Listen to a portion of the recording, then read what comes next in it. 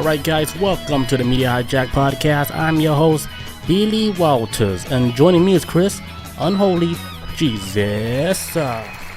Hey, happy Tuesday everyone, welcome back. Welcome back guys to another episode of the Media Hijack, episode number 99. Fucking shit. Man, look at us. We surpassed our old podcast finally. Yes, it took a while, but we got it. You know, if we never stopped that old podcast, we would be on episode 300. I think about this all the time. Yeah. I think, like from the old one, when we first started on podcasting. Yeah, it would have been over 300 episodes right easily. Now. But we've had 2 reboots. Here we are. Yeah, this is our third one. Yes. Sponsored by China. If you guys want to purchase some official Media Hijack t-shirts, Chris has one on right now. Yes, I do. Head over to the MediaHijack.com. Grab you 5 different pairs of the same t-shirt. There's 2 designs. Get both of them. Yeah. Also, if you got... Go ahead. I'm going to say for you and your kids. You and your kids, your mom, your grandma. Your dog. Stepdad. Everyone. Also, if you guys want to join our Reddit community, join our Reddit. Post whatever you guys want. Oh, yeah.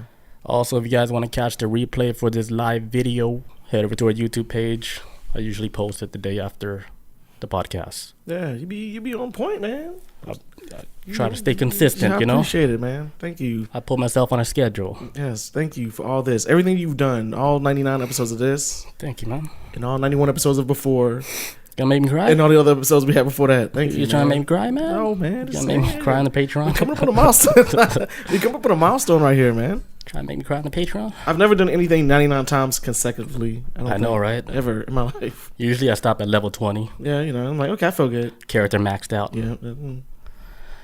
Yeah, this is it. Yeah. But I mean, I think a part of the reason why we kept continuing this one, because it's just effortless. Yeah. And I enjoy doing this shit every Tuesday. I fucking love Tuesdays, man. I tell my job when they like not to call me on Tuesdays for overtime, and they still call me, and then I tell them, "Hey, you know what I have to do on Tuesdays?" "Oh, that's right, your show. Sorry, y'all know Tuesdays are this." And you slap them. Yeah, like, come on, fucker. Slap. Yeah, but don't forget to rate, comment, subscribe.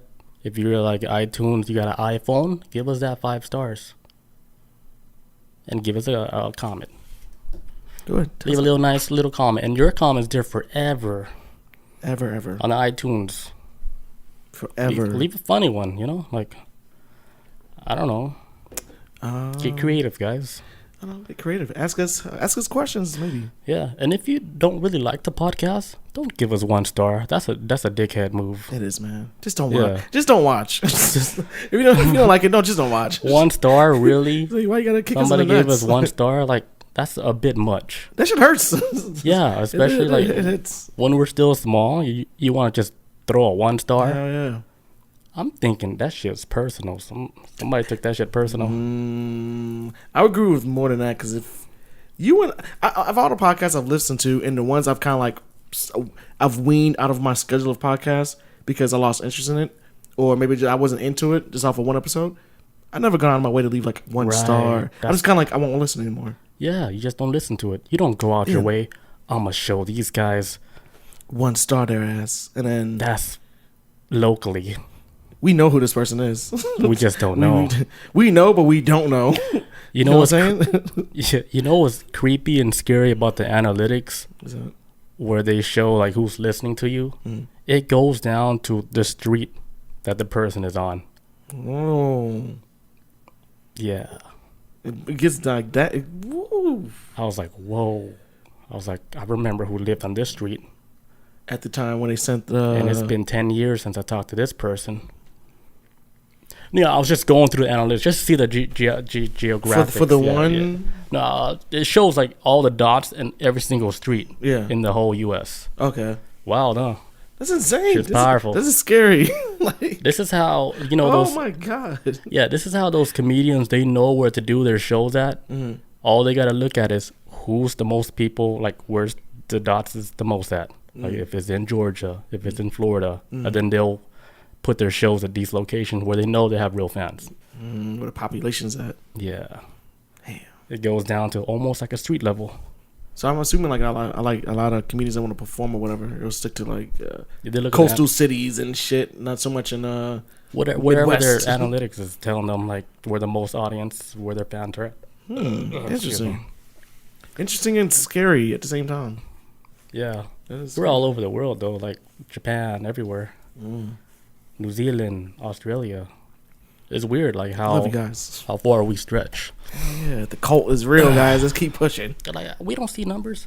This is what they just tell me. They look. Because you got to think like we're not just on one platform. Like everything is spread out to like 10 different platforms, like platforms where it's in Australia that is not the same as the U.S. Yeah, I have to explain that to people who either see the live show or I have to just tell them that, hey, like this live show isn't a representation of a true audience. Everybody has different schedules and shit. Yeah, but they shouldn't judge us on our numbers, right? No, man, no. You like us? Listen. Yeah. Please. All right, let's get this show started. Let's get it. All right, so our first topic for tonight, we're going to be talking about how China, they created robots to raise children in an artificial womb. Damn, China doing it again. They doing it again. And, before I started reading this article, I was thinking about that Netflix series, Altered Carbon. Oh, my God.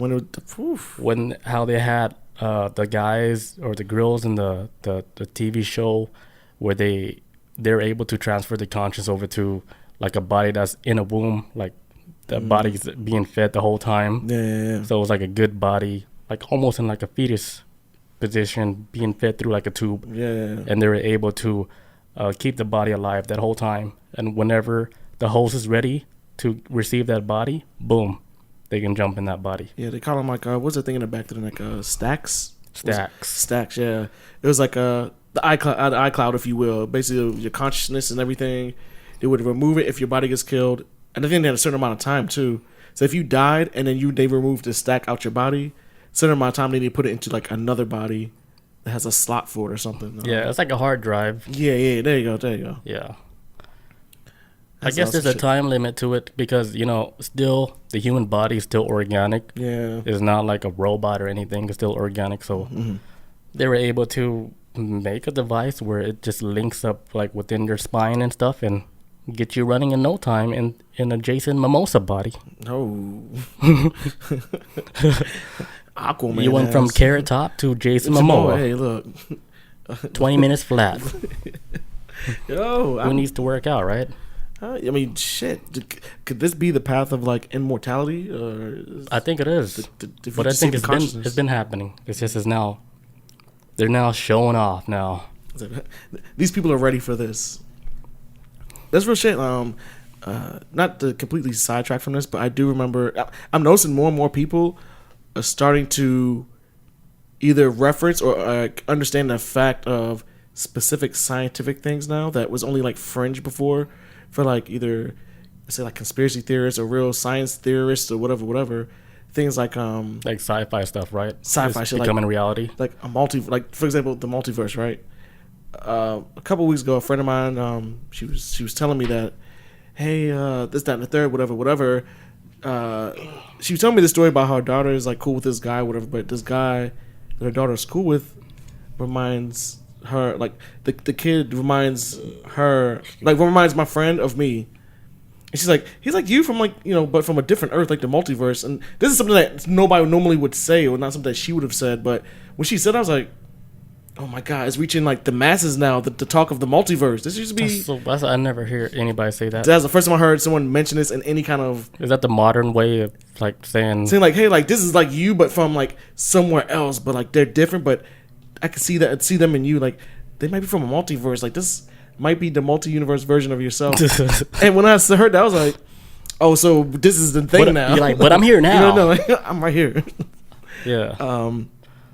But just to hear hear stuff like that in passing now in the conversation, I'm like, oh, this is the masses are understanding we're being trained, we're being taught this stuff now because we're using the lingo of like somebody who's been watching all these sci-fi shows. I mean, but it's not even just sci-fi shows, but a lot of the Marvel superhero series. Yeah, man. They all dabble into the multiverse, like Spider-Man, the last one. What I'm hearing, I didn't watch it, but I heard it has something to do with the multiverse and shit. Have you watched Moon Knight yet?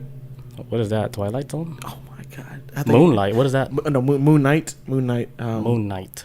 Basically, it's one of the actors on the show described the show as he's a Marvel comic book superhero for one. Super duper unknown. Like people only people that probably know who this character is people who read the comic books. Other than that, like you won't know. But to describe the show, which is one of the actresses on the show had said, it's basically Fight Club meets Indiana Jones. So basically, it's about this story about this guy. He is always up all night. He can't go to sleep. He's like, man, I can't sleep. And so he starts realizing, like, hey, am I getting up and sleepwalking at night? So he puts like sand around his bed. He starts changing his foot to the post. Is it sand or salt? Oh, sand. It's like sand. It's like because he's trying to see his footsteps. Get out to bed the next morning. I would have used black powder. I mean, baby powder. That'd have been better. Like check the bottom of his feet or whatever. What I say, black powder? He's like, but he like puts all these locks on these doors too, so he can't leave. Also, like if you notice he left, you would notice like one of the locks wasn't put back. He has tape around the seals, so he's having these nightmares of like, hey, I'm having these dreams that I'm leaving my apartment at night and I'm doing wild shit like killing people, but I wake up in my bed, I'm scared. Something's happening, but he starts finding out along the way that he is the split personality of like the body he's in isn't his body. He's just a split personality. He's actually this guy who's a mercenary who went to Egypt to try to get this artifact and came across some kind of godlike being. Whoa! That like because his real personality got killed in Egypt, and the godlike being brought him back was like, hey, this is your split personality now. This is gonna be your new cover. Your name is Steven. You work here, but deep down inside, your name is Mark Spector, and you actually was like a mercenary at one point. Fuck. But so like sometimes he'll have conversations in the mirror with Mark Spector, the person who actually owns the body. He's like, look, give me this body because you're just the split personalities. Because it's like this, like imagine your entire life that everything you thought you knew or everything was never real. You're just a split personality. You're playing a character. You're playing a character, an NPC. And the real you has been trying to come out the whole time. And it's talking to you through the mirror. Fucking shit. It's so good. I was like, Marvel, what's it called? Moonlight? Moon Knight, yeah. Moon Knight. But it deals like Egyptian mythology, like resurrection, all types of stuff. Bob says it's on Disney. Yes, it's on Disney Plus. So it's a movie. It's not a series? It's a series. It's like 6-episode series. It's only on I think they're on Disney Plus. 3rd episode tomorrow. Disney Plus, yes. Well, I'm glad you told me about that. It's a little different from your typical Marvel stuff. It's more like, Right when you said Egypt, like, you caught me. You had me at Egypt. Say no more. I did not say Twilight, did I? No, I did by accident. But yeah, Moon Knight. No, that's but this is another thing that just to reference. So back it's a Marvel series. It's a Marvel series because they about the Marvel Cinematic Universe. They're about to start introducing the supernatural elements of the MCU. So that's why you have like more vampires showing up. That's why the Eternals, some of the Eternals characters are going to be involved in this, but more of like supernatural where. Yeah, that Captain America Thanos stuff is cool, but we got like demons and shit on this side, and this is like because I was hearing that they didn't want to dabble into the supernatural like that. They just want to do like the straight up like the base level superheroes. Like, hey, let's give something like introduce people to like, hey, this Captain America, Iron Man. Now it's like Moon Knight, Blade, and got some demons coming down the road. Like that's gonna Nephilims and shit, and reincarnation and split personalities and. The multiverse, old boy, honey. Yeah. But the reference is like what you were saying before, though. That's the reason why I brought up Moon Knight. Sorry for the rant, but what you were saying before with the Marvel Comics movies is introducing more and more people to the possibilities of what's out there. But in like superhero movie format. I think a lot of those TV series, like in Marvel and stuff, in the comics, a lot of it holds some truth in it. But they have to explain it in a story where it's so bizarre. It's you can't even imagine that it's true. Oh yeah. But a lot of it, I think it does hold some type of weight to it. Oh yeah. But you just can't imagine because you're reading and like, this would never be like a real thing. Man, this is just a story. Nothing. But then in real life, it's like even more crazy. Yes, it's even crazier than that. Like you can't even come up with stuff in the comics. There's it's too out there, man. The truth is more crazier than real life. But yeah, artificial womb. With China, you had mentioned something before about how they was Yeah, I'll start it. Sorry. Yeah, so researchers in China, they have developed an artificial intelligence robotic system to care for embryos in an artificial womb. So according to Independent, the robot nanny is already raising several fetuses, but not people, but so far only animals. So they're already able to care for like a fetus in an artificial womb without having like the animal present. Okay. Like they just created like a whole little environment for these little animals to grow in, like they're really growing in the sheep body and shit. And you can see it. You can look up like in the lab, and you're seeing these fetuses grow in a fake womb. And they're just feeding it like every now and again, or feeding it through, I guess, some type of tube. But the whole they created like a whole like a body of an animal artificially. That's insane. Like a mammal with hair and stuff.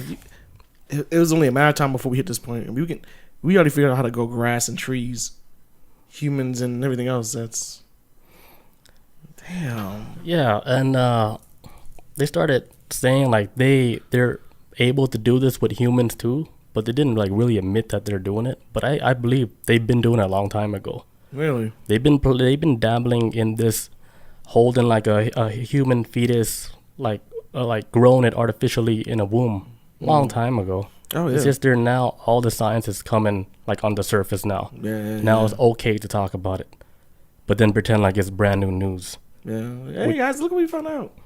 Groundbreaking, but it's been going on since groundbreaking over 50s. 50 years ago. Like, what's groundbreaking? You know, like, what do you do now? Right? Then again, I don't know. Something like this, and I can see why specific stuff like this, because, well, even though this is in China, say, like, if America was running the same program, which I wouldn't be surprised if they were, I feel like when it comes to scientific stuff, no matter how long it's been around, like, because like we said, this could have been around for decades, right? I feel like sometimes with these scientific groundbreaking news, I feel like sometimes they may hold back on telling the news, or at least so much about it, because you gotta wait for people to catch up with shit. It's hard to catch up when they're not giving us nothing. Yeah, I see that on that level. Yeah, like you gotta inform us to. Yeah, because if you think about it, you think about education from now in the last 30, 50 years. They kept us plateaued the whole time. Yeah. So if they want to get us up to speed, they wouldn't like fucking capped off our education system. Like, why we're still learning the same shit from a long time ago?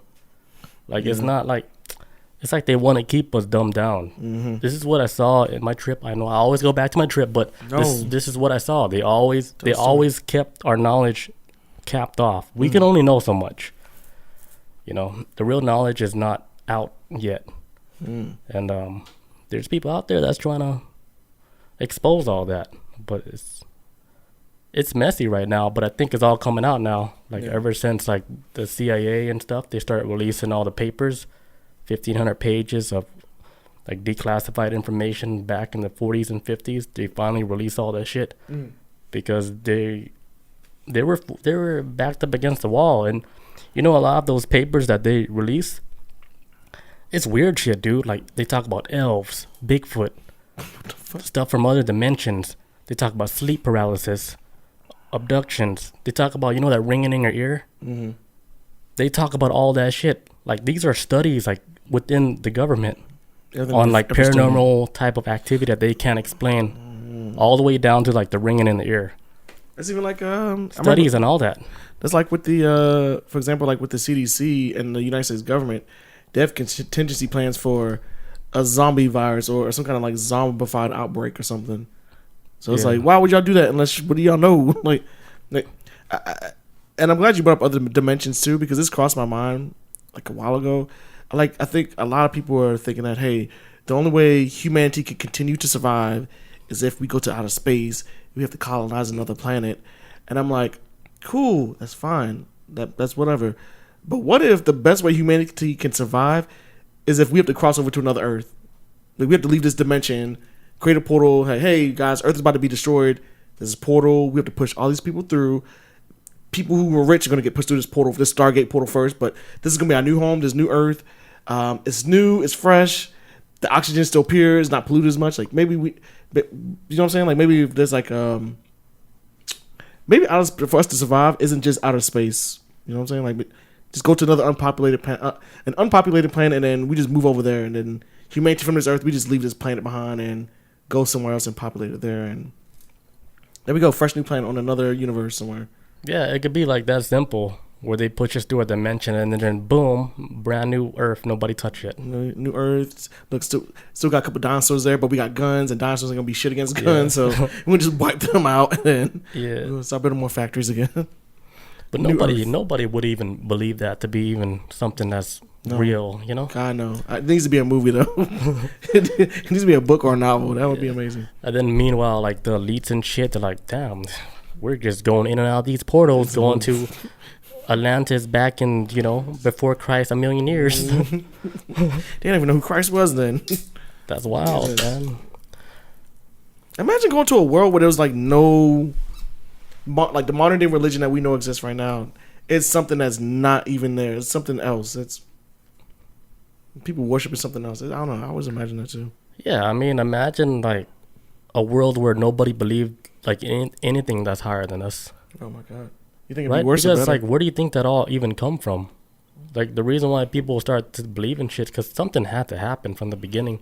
Well, somebody witnessed something. Yeah, because somebody's. I mean, if you think about it, you're born, right? You're born like, and then nobody tell you about God or nothing. Would never even cross your mind that something above created you. Would be like you would just think you just happened. I'm here.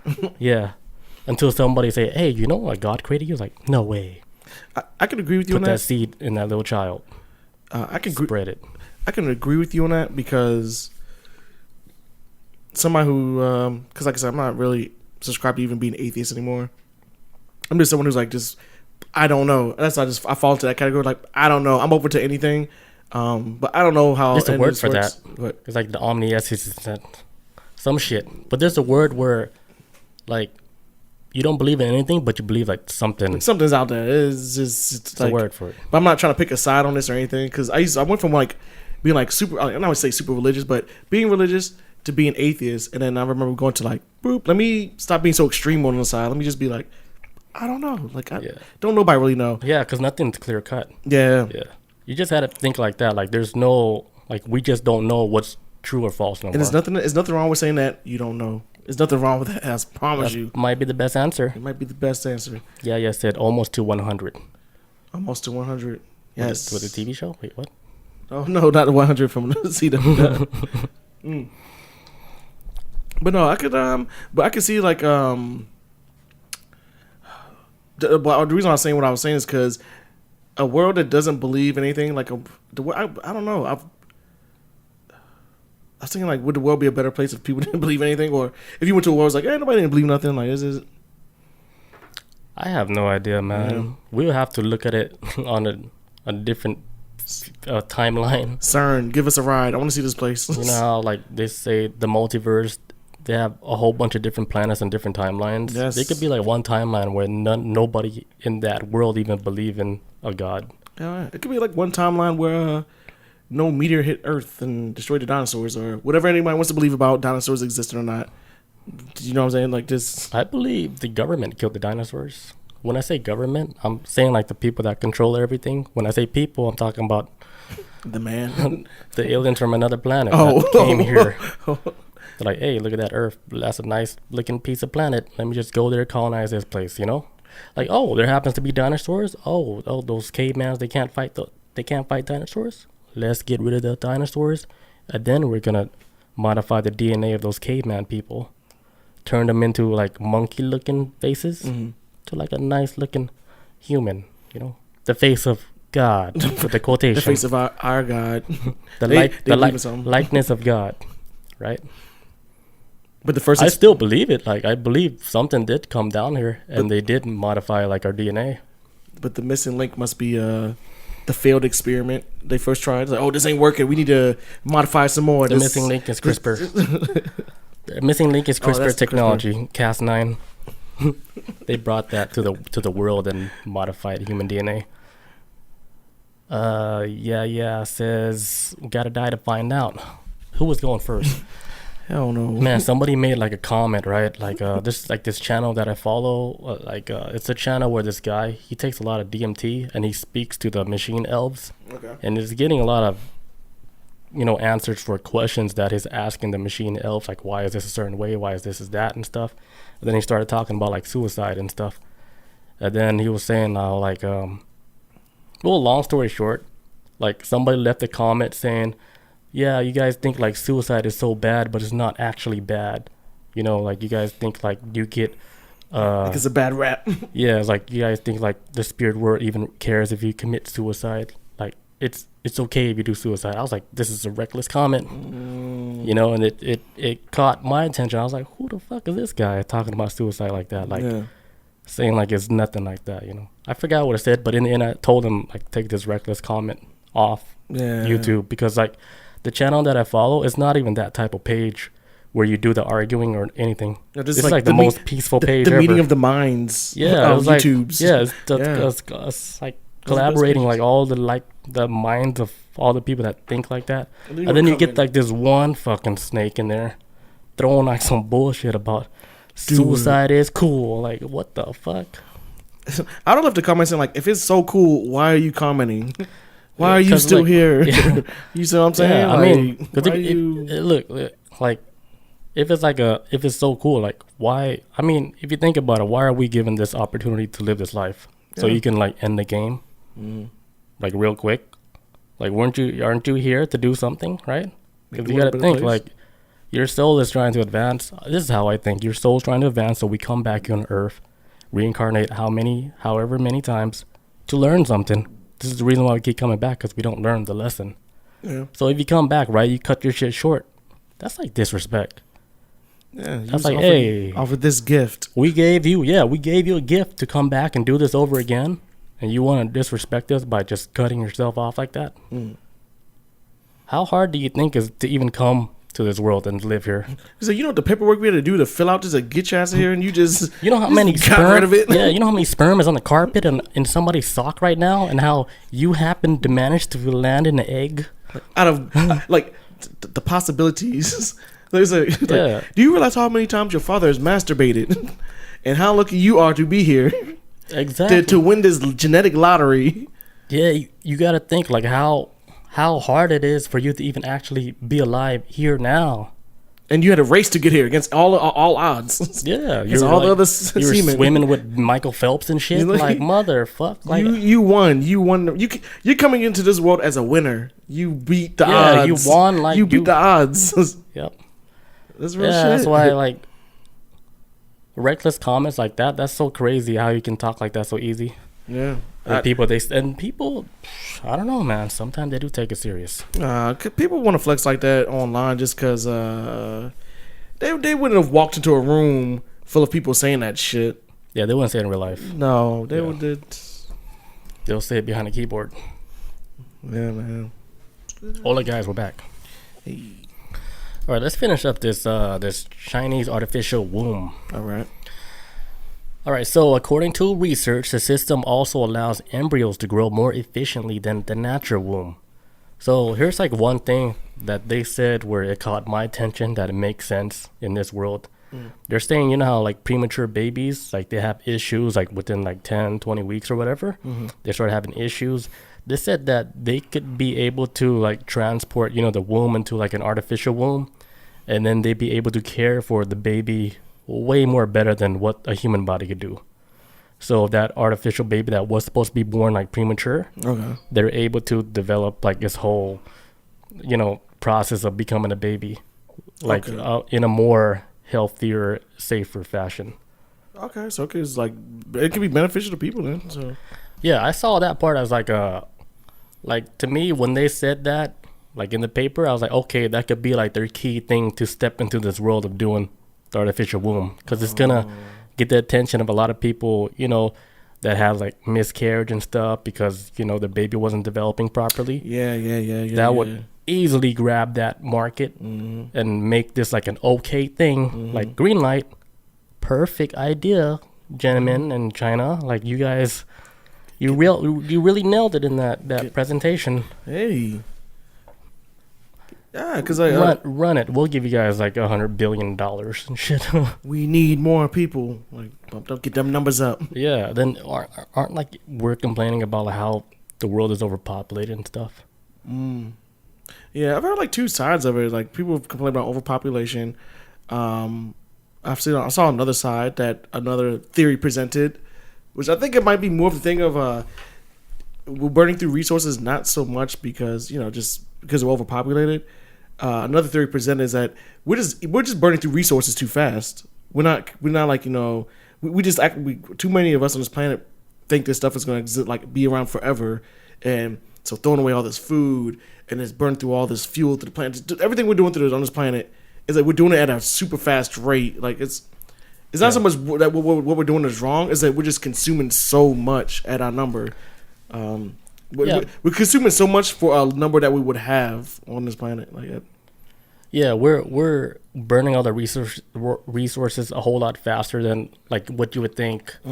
Like rewind like 50 years from here. Like you would never think like we'd be burning fuel like that, like at this rate and pace, like because the whole system now, even the whole world, it all runs on like money now. Yeah. The more money they make, they don't give a fuck, man. They run the shit out of all these resources, you know. Oh, yeah. And you gotta think they're pumping the fuck out of this oil and whatever they're doing to this earth. You already know that shit is bad. Oh hell no! Excuse me. Bob says, but then when they got people with money that can misuse the service also. Yeah. Yeah, with the artificial womb and stuff. What would you think will be like something evil that they can do with the artificial womb? Eugenics. As soon as you told me about this, the first thing I thought of was eugenics. And what is that exactly? Basically, where you get to pick and choose eye color. So that'll be like CRISPR. Yeah, there you go. It's basically CRISPR shit. But I can see stuff like that kind of pushing out. Maybe whoever is controlling the funding of this operations could maybe like, hey, we can create this perfect race or something that we want it to be going down the road, but at the same time you're probably gonna push out like a lot of culture by doing this, because a lot of people think that it's the person that makes the culture. I mean, well, it is, but in certain ways, like when you just like create somebody from a blank slate in a lab, it does take away from the actual world experience of being out there. Like, I'm assuming, I don't know. I feel like if you're designing a baby into the image that you want, it might take away from some stuff. I don't know.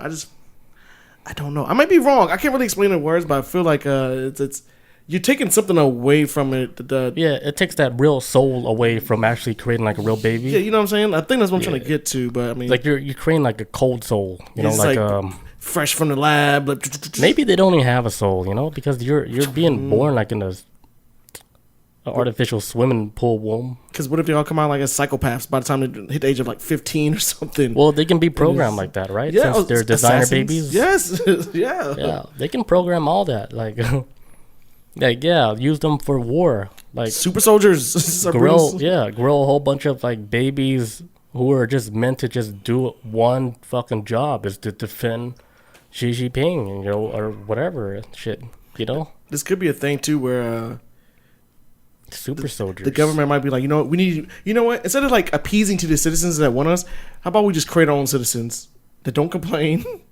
They're not gonna argue. They're not gonna fight us. Yeah, just go with the flow. Maybe might be something because for that. Maybe they have to switch over to like this concept of making it artificially, because they've been doing it organically, right? Like how they have people having regular babies and then brainwashing them through like the education system. Costs too much money.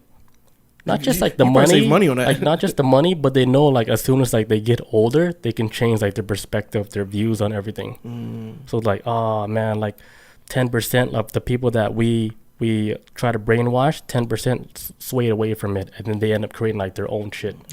So maybe they're like, oh, we can't do this. We have to take control from the beginning all the way to the end. Yeah. So we gotta take control from when they're being developed and modify their DNA to where from jump. Yeah, to where they don't rebel, to where they just obey and listen to commands and stuff. Yeah. It's like crazy, right? We don't want you to complain. We want you to just be obedient. Yeah, I mean, like if you look at our society today, it's almost like that. Like they got us all by the balls, man, because we live in this society. Hell yeah. Like, all of us, we're caught up in this mix. Every single one of us are. Yeah, everybody. Even the ones who don't think they are. Everybody report to somebody, right? Even the man report to somebody. The man. If somebody fucked up at the bottom, who hears that shit? Next level. Or then he fucked up, who hears about next level? It gets to a level so high, you're like, holy shit. Bob says in the chat, remember the scene of Resident Evil where she just kept back. She's got back and found out she had a room full of clones. Damn. You ever seen that one? I don't know. I lost track of like all the Resident Evil movies because they just kind of got crazy. But I do remember one where the main white chick that's in it. You want to find out one of the Resident Evils. I think towards the end of the movie, you find out like there's like all these super soldier clones of her. Like they're all like in these cases and shit like that, or whatever. No. She actually like. She found out she had like a clone of herself, like the Umbrella Corporation was like cloning her, and there's like all these clones of her, and so she winds up taking them and fighting back against the Umbrella Corporation. So it was like she is the leader of her clone army, some type of thing, I guess. I mean, I think that might be real, man. You know what's crazy about Resident Evil games? There's actually this one Resident Evil game that came out where not a lot of people played, but it has something to do with like an island, right? So like in the game, right, there's like this island where it happens to be like an island where they kidnap a whole bunch of like boys, like young boys and stuff, and then they would get like this type of but resources that they would get from these young kids. Yeah. I forgot what they said in the game, but if you think about it, like with the rich elite people, you know how they had like the story and how like the elites they feed off like the adrenochrome off of children and stuff, which is that thing like in your blood that produces when you have a lot of fear. Yeah. So like what it is when they scare the kid, right? The kid is so scared where their blood, it changes like the structure. The molecular structures change, and then that's when they extract like the blood like from the kids, and then you get that special magic like lightning bolt blood, right? The fear blood. Yeah, fear blood. This is like adrenaline that you can't even describe. It's like a drug you can't even create. The only way you can create it is from scaring a child, because they create that good blood. That reminds me of sorry, I'm sorry. And they would take the blood and they would inject themselves, and then they would just feel like God mode. That youth. Straight up God mode, dude. I'm so strong as a baby. That youth. And, celebrities will pay for that shit to look young and still have that energy. I wonder what that feels like. Like a rush of like... I heard somebody describe it before. Like, they admitted that they did that shit before. And they literally said, like, it felt like lightning bolts was going through his arms and shit. Like, it felt like he could throw lightning bolts out. Jesus. Like, he said he felt God mode. Like, that's how crazy it is. I just imagine like an old guy, like 76 or 78 or something like that, getting the adrenochrome, and they have the energy of like, I don't know, like a 2 or 3 year old, but that's it. Or like an ox. like just imagine like a hyperactive 76-year-old man, like, picking up stuff, like, sit down, grandpa, like it's like, there's nothing really magical about it. Just have like just a bunch of energy, like, oh, Joe, put this in my mouth, like, oh, granddad, what are you doing? Stop, shit. Yeah. But yeah, so the Resident Evil game it's all about that island, pedophile island where kids get kidnapped, and the island has to be infested with zombies. Yeah. Just to make the game look like it's a zombie game. Just throw off the scent. Yeah. Just throw the scent off a little bit. But like what Bob was saying about how there was like a cloning lab on Resident Evil, if you think about it, where was the director or whatever behind the Resident Evil games? They knew something about the inside of what's going on. Yeah. Oh, Bob was talking about, I think, the movies, though. The movies did that whole clone stuff. Oh, really? With the girl Alice, with the white chick Alice. Oh, that's crazy. They did it in one of the movies where she was like, what the hell? Like, I guess she was supposed to have been what the Umbrella Corporation was originally always trying to make, like, super soldiers. But so all the zombies were like defects of the virus. So she was kind of like the one that they wanted. Like, this is what we always try to achieve, but we kept getting zombies or type of shit. So they start cloning her. Like, hey, whatever. There's all these clones of you. She wants to find all her clones, and she's like, Viva la Revolution, and then breaks them out, and then they all go after like the Umbrella Corporation. Like her and her person own like legit clone army That's It wild. was kind of cool. Even though that movie sucks, I like that part. I thought that was kind of cool. In the chat, that says, if you could use the artificial womb, would you make babies the natty way? What is the natty way? Natural way? Yeah. If you could use it. Oh, so like, so if we had the option to do it like artificial womb or the natty way, which one would we choose? I would do artificial, man.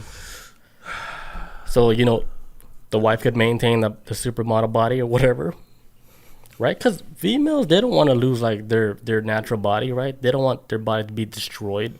But what if a woman's like, I've always wanted that natural feel of giving, then go for it. That's all up to you. It's like I want to give birth. I want to feel the thing of being a mom. Yeah. Can you really feel like being a mom doing like a artificial womb? I don't know. I'm not a woman. I would assume they wouldn't. But there's like some people, right? Like they look normal, and then they have a baby. They're completely different. Oh, like visual wise. Yeah, it's like, whose kid is this? Yeah, I've seen this a lot. From like Christina Aguilera to like Kelly Clarkson. Man, no, she thick, bro. No, she thick. I'm just saying, she thick. Like like people, like the body take on like pretty much like you're mutating into a different body. So I know a lot of like people, they would be scared of that, so they would. Yeah. If this option was available, I think most females would choose the artificial route.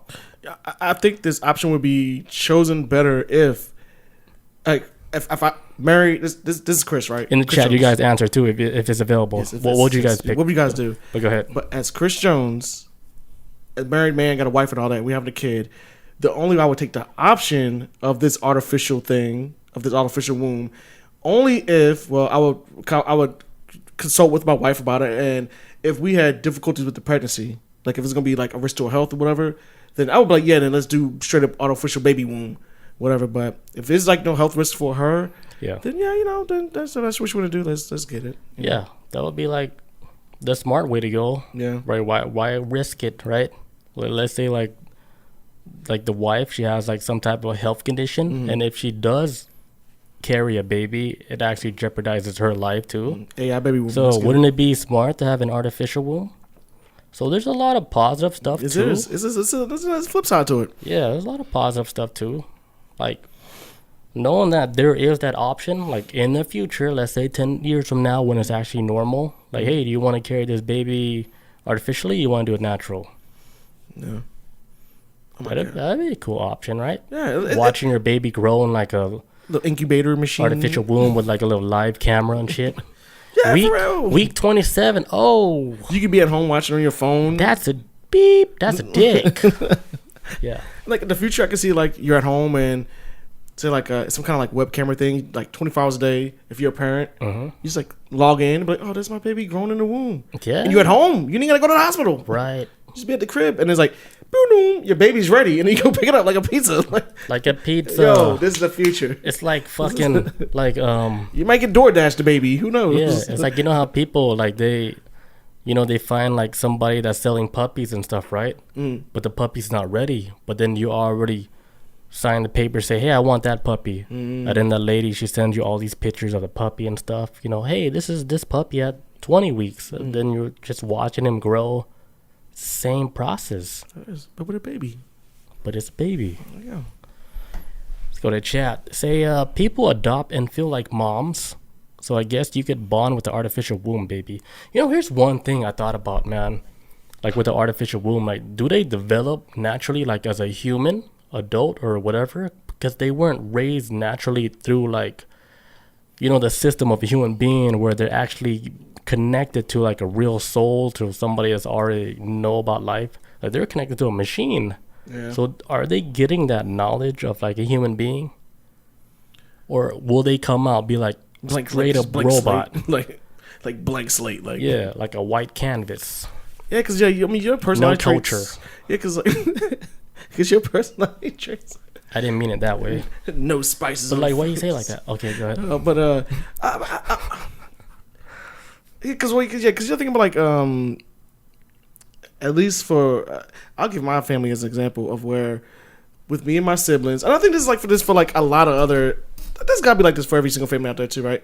Your siblings always have like personality traits, like hey, you act just like dad, or you act just like mom, or da da da da. So you think that would lose that spark? Maybe. Yeah, it would. Like, it might be almost kind of like that might be the thing.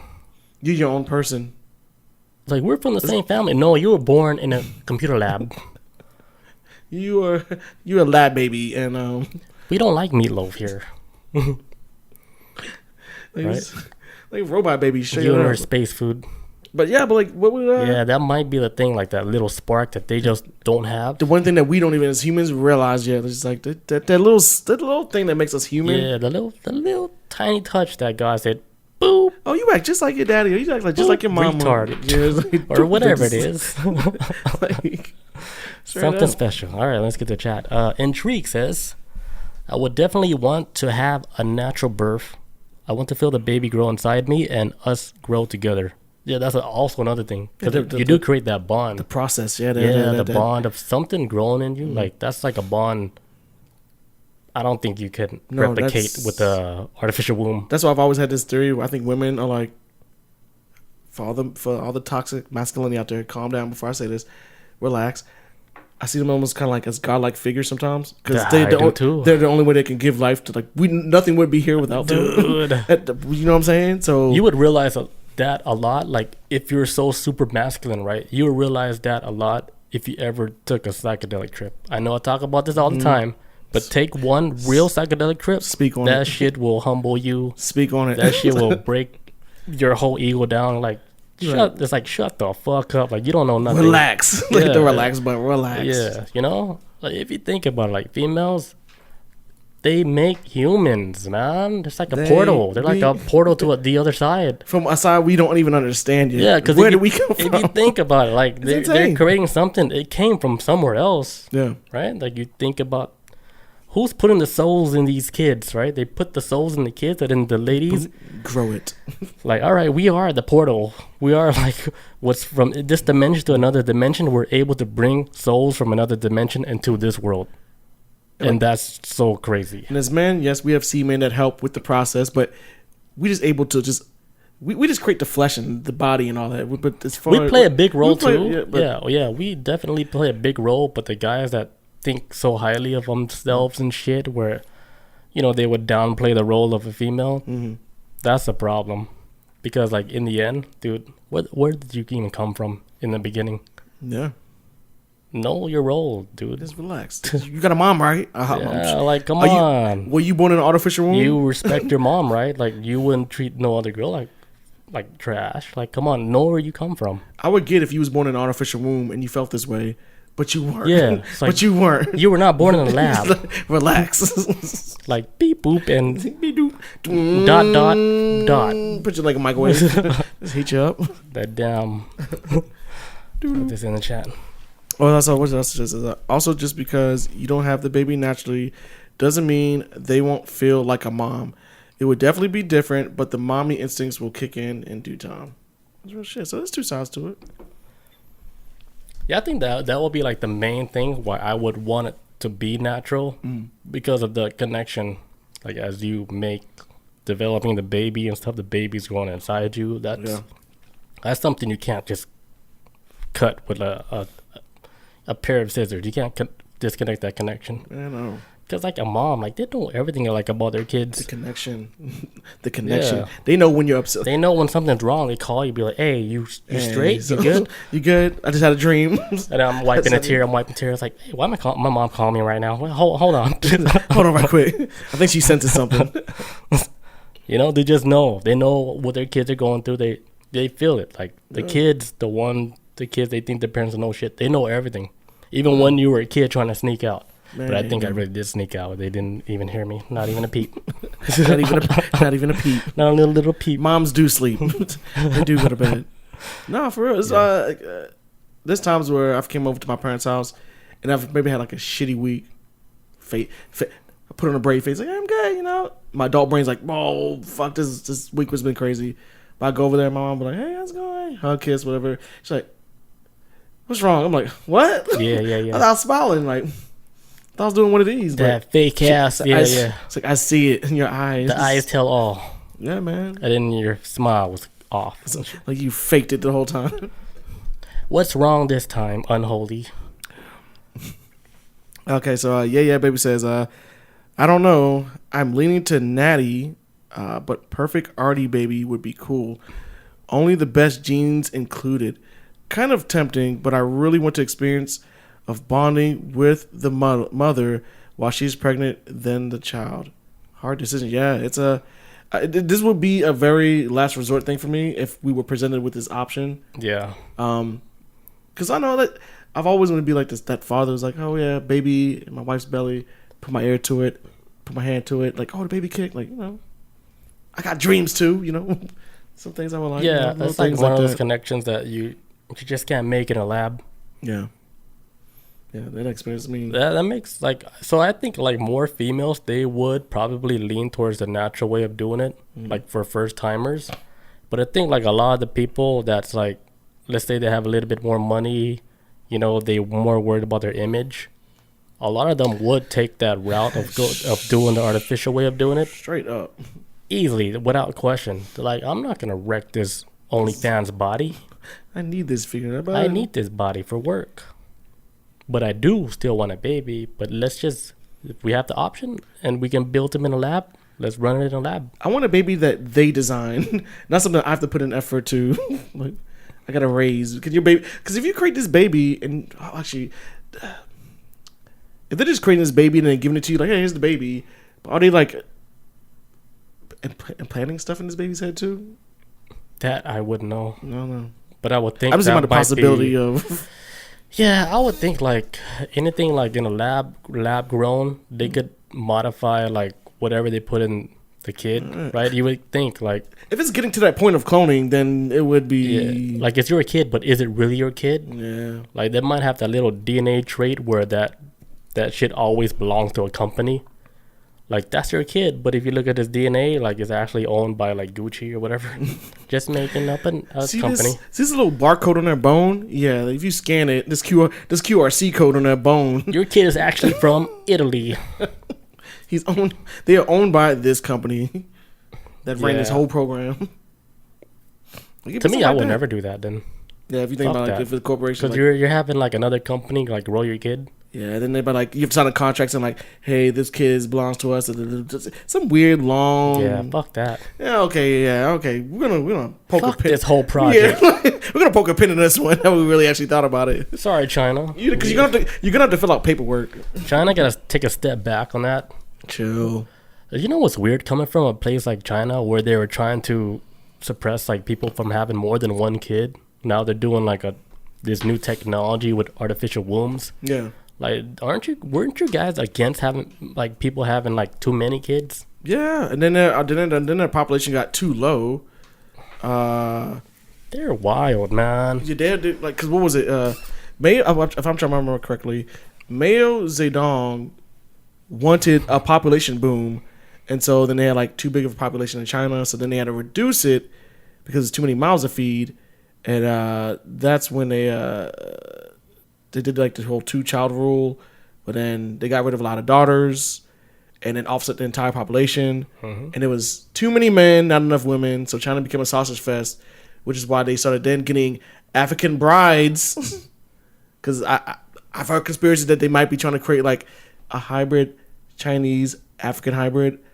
I don't know. The shit I read on the internet. Damn. But there's this weird thing going on with the male. Because a lot of Chinese males are starting to order brides from Africa, and they're having these kids. Imagine being athletic. I don't know if they plotting. Imagine being like athletic and then have like a mind of like a fucking computer. Mm.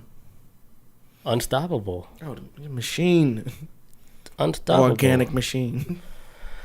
Bob says they got patents of your kids. Shell Shock says Parenthood brought to you by Sam Walton. Yeah. He has a different DNA sequence. Yeah. But overall, I think China, they've been doing this for a long time now, and they've been successful with growing a human being through an artificial womb. They've been playing with this shit, and I know they've been playing with it in the U.S. too. That's why, like, when Clinton was in house, he stopped that shit to where like they couldn't play with like a human genome like that in the labs in the U.S. Yeah, like they made a law about that, like when Clinton was like in office and shit. But they were still doing it in other countries. China was doing it. A lot of unethical shit, they were doing it. Yeah. Anything like with human cloning, if they can do it, they've been tried it and done it for a long time now. And I think now, like, it got to the point where it might be like super, like the success rate, it might be 100% guaranteed. Now they're trying to bring it to the public, talking about, hey, we can do this thing for you guys with the artificial womb. Out of nowhere. Acting like, they just started it, but they already know, they already like know like the defects and everything with the whole project. They went through all the trials and shit. They know like, hey, we can do this shit. Like, hey, you guys want a human? Let's run it. We've been doing this for the last 50 years or so. And now they're just finally telling the public, hey, we have something to offer you guys. Yeah, our success rate of this is we've reached 65%. So now the success rate of cloning and this artificial AI is that high. I feel like if it was too low of a number, you can't like you say, like they can't show it. Right. They can't show the numbers. They gotta once it gets like past that specific like rate of like, okay, success rate of this happening, 55%. All right, we can tell the world. You can flip a coin on this. It's not like we're wiping. Because if you just say like, hey, we've been doing this test and everybody's dying every time we do it, it's bad for optics, man. But then, like, what would look better, like, with a company, if they start telling the truth? They'd be like, hey, you guys want an example? They'd be like, you know that guy, John Cena? Oh. We made him back in Shanghai, whatever. Wuhan lab. John Cena, that's our dude. We created him. And we used Look at his face. They're like, look at his face a little closer. Like, study his face. We took it. You see the little Chinese character, like, in his face? That's our design. That's us. That's us all in it. He is not full American. If you look at him closely, he has like that distinct like Chinese character to him and shit. I'm just saying, like, but no, they say like because I think too, like, and also we gave him a drop of the Rock's DNA, just a little bit, not too much, like super, just a certain percentage. Like, yeah. It says Chinese African hybrids. You mean mixed race babies? Yeah, maybe they're doing it to take over the Olympics. Could be, man. Yeah. China does speak Mandarin. Yeah, it's for real. That's big language. There's so many different dialects in like Chinese. I don't even understand even half of them. No. I guess Mandarin is one of the dialects, right? Yeah. Mandarin. I don't know. That's a huge one. That's like the. I don't want to sound ignorant here. It's like, aren't you Asian? Like, Mandarin, I think, is one of the biggest languages on the planet. It's like next to English, between Mandarin and English. Like how as far as like people like know it, as far as the language, like it's those two. I would think like Spanish would be like the second, or maybe more than English. Top 5 definitely. Yeah, Spanish is definitely in that. Yeah, it's definitely in. Yeah, because if you think about it, like the Spanish people, they conquered so many countries and stuff from the beginning. Mm-hmm. That's why you notice like certain like language when you hear like either you have like with the Hispanic community talking like speaking over here in America, and then you listen to things like in Italy or Spain, it's kind of like certain words they pronounce. You're like, oh, okay, like this is all kind of really connected with pronunciations at times or whatever. Not so much like heritage or background history, but certain languages like, okay, I can see a lot of things are said differently. The red dot is like sounds similar, but pronounced very differently. Yeah, there's so many different ways like to speak Spanish, I guess, but there's like different translations for like a lot of stuff. I guess different dialects and stuff, because somebody speaking Spanish like in Mexico and somebody born in like Puerto Rico, it might be similar, but there's a lot of differences to it. Yeah. I don't understand because I don't speak either language, so but I know like there's a difference. I know like because I asked a person like, hey, what does this mean? They're like, oh yeah, I don't really understand like that dialect. But they know they're saying something similar to what they think they know. Yeah. It's like, I don't know what they're saying, but I've heard like it sounds. I can hear it. I can hear the difference. Mm-hmm. Same like what Cambodian. Right, if you listen to somebody speaking Cambodian here, like in the States, it sounds different from somebody like in Cambodia, but in like let's say they're in Cambodia, but they speak like in a proper setting, like a professional settings. Okay, sounds completely different from Cambodian Americans. regular, what I would understand. Yeah. Like, it sounds like a different language. I don't even understand it. Holy shit! Is that It's like different? watching like the news. I was like, what the fuck are they saying? Aren't we speaking the same language? Why does shit sound so different? Yeah, it's like that. Like, holy shit, that's wild. yeah. So there's like different styles depending on which region that you're born in. Like, for example, like with Korea, you're born in the north or south region. You speak a different dialect of that language. Okay. So I'm thinking Spanish Same language, way. same thing. Depends on the region. They speak different. See, I'm African American, so all I know is American, which is kind of like, damn it. I wish I respect that though. Yeah, it's that cool. lineage, Yeah. that type of lineage. You know. Yeah, I can't even explain like how it is like for you to know like you really know another language and then knowing English too. Because like with our language, like it sounds like we're talking like with like like normally like how we would describe stuff. But for someone who is not born into that language, you wouldn't never understand it. Like you can learn the words, of course, but you don't know like you don't feel like that's like what it is. Yeah. It's hard to describe. That's why I feel lucky to know like another language where I know like something secular, like some jeans is like a fucking jeans. Yeah, you yeah. know? Yeah.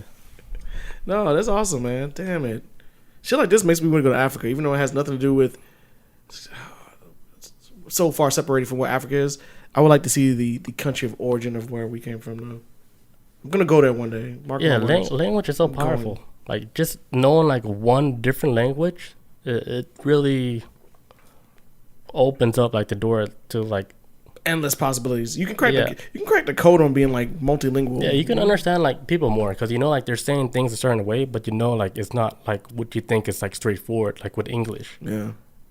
Like a door is not just a door. Like we would say is something different or whatever. That's just an example. Yeah. But there's so many ways to describe like a certain situation or a certain something. But there's no words like in English that can describe some of the words that we would say like in our language. And any other language too, like in Korean and stuff, they have like so many ways to describe something. It's not like a straightforward word. So as far as America is with its language, is it pretty just straightforward? Is there any kind of like... It's straightforward, but it's very complicated too. I've always heard stories that it is very difficult with the American language. Like the American language is like so complex, and I see it on certain levels. I'm like, why is this word pronounced like this if it starts with this like possum? I'm like, why is it O in front of this? Why, for the love of God? Yeah. What's the origin of this word? Does it come from another country where we adopted it or something? Like certain things, I'm like, it's off for me. And this is the language I've known my entire life, but I've noticed that I can see how difficult it can be because there's like a lot of stuff like that would throw people off, like with the slang, like with the American language, and how like the modern kids are talking now, like stuff they say that doesn't make no fucking sense, right? Like words like no cap or bet or stuff like that. Like you would think like a foreigner, you're like, what the fuck? Why are they saying bet? It doesn't make no sense. Are we gambling? Like, because it has nothing to do with gambling at all. Yeah. But like the definition says, bet is making like a wager against something. Yeah. But then when I'm saying like, hey, let's get some Taco Bell, and you're like, bet. And then the person as a foreigner, it's like, what the fuck? Did you just say bet? And bet's like an acknowledgement of like, yo, bet. Like, okay. Yeah. So it's so confusing. Yeah. Yeah. Okay. But it's like we have slang too. Even like in Mexico, Spanish language, they all have their slang too. So it's hard to really understand. Like they can know like you're an outsider the way you talk because you don't know the slang. Oh, okay. So it would be easy for somebody who knows the language and someone who studied this on like I don't know what Rosetta Stone and shit. Yeah, Rosetta. Like his proper. Like you don't know slang. That's interesting. Yeah, language is very interesting. That's very interesting. I gotta take a leak so bad. We'll be right back. And we are back. All right, Chris, you want to do your topic? All right. I just basically got news scattered around the world for the most part. Let's see what we're going to go with first. Well, this is an old story. Well, not super old, but this is a story that came out back in like November 2021. Apparently, this town got overtaken by scorpions. I did not hear about this. I don't know what was going on I'm not sure what was going on in November 2021, but somehow this story flew past me. So this actually happened in Egypt. out in this town where they got like this torrential downpour, right? This rain just coming down, all types of shit, right? And the town's name was what was it? Cairo. No, it was actually like southeast of that, I think.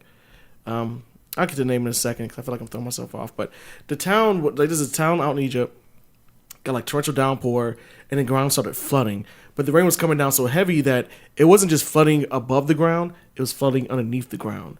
So it was pushing everything back up, pushing all life in the ground at the time was getting pushed up, right? So at the time when all this stuff was getting pushed up, snakes and scorpions started coming out the ground. Like the rain was running them out their homes. And so in order for them to survive, they started going into other people's homes. And so somewhere around like 450 people got like attacked by snakes and scorpions in their house during this storm.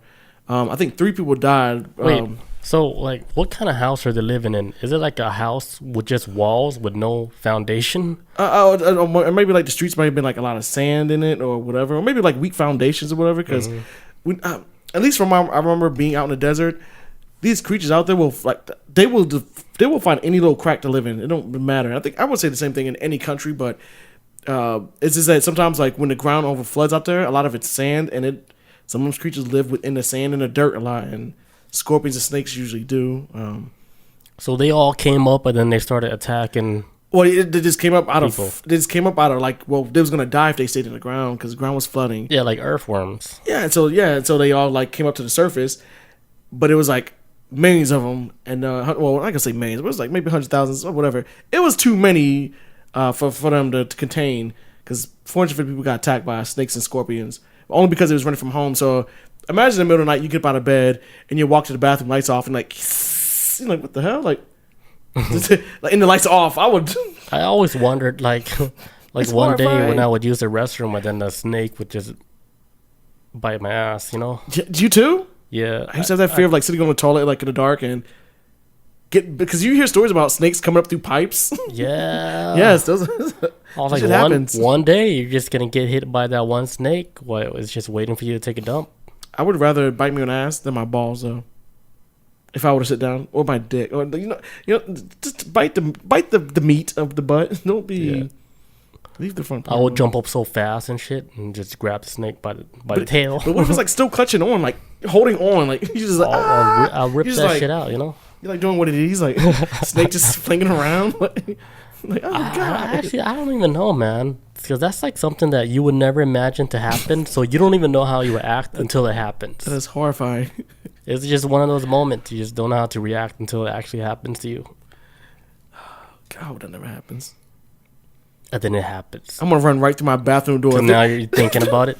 If the bathroom door is closed, my bathroom door is closed, I'm gonna run through that shit like a cartoon character, like just like the body imprint. Yeah, I'm gonna just run up out of there if it bites me. Yeah, I wouldn't even know what I would do. But it says so. Anyways, like I was saying before, it happened back in November 2021. It says 3 people are dead and hundreds are injured after inclement weather roused hordes of venomous scorpions out of their hiding places and into the streets and homes.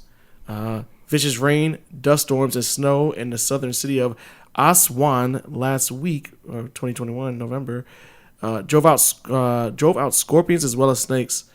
Basically, the government newspaper in Egypt, they reported on the story first and said 3 people died from scorpion stings and 400 people have been injured by stings so far, which that's a lot of people to get lit up at one moment.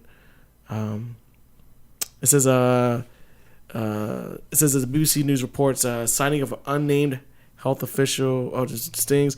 So basically, like what was happening is that the people that was injured was treated with like anti-venom in the hospitals, and then they also got like medical centers located in like other areas because there was so many people going to hospitals. It was like, yo, we need to split this up. It's getting overwhelmed. So this is what 2021. So COVID is already in effect. It is already going on. So that's what I'm trying to think. What was happening in November for like not to catch this story or.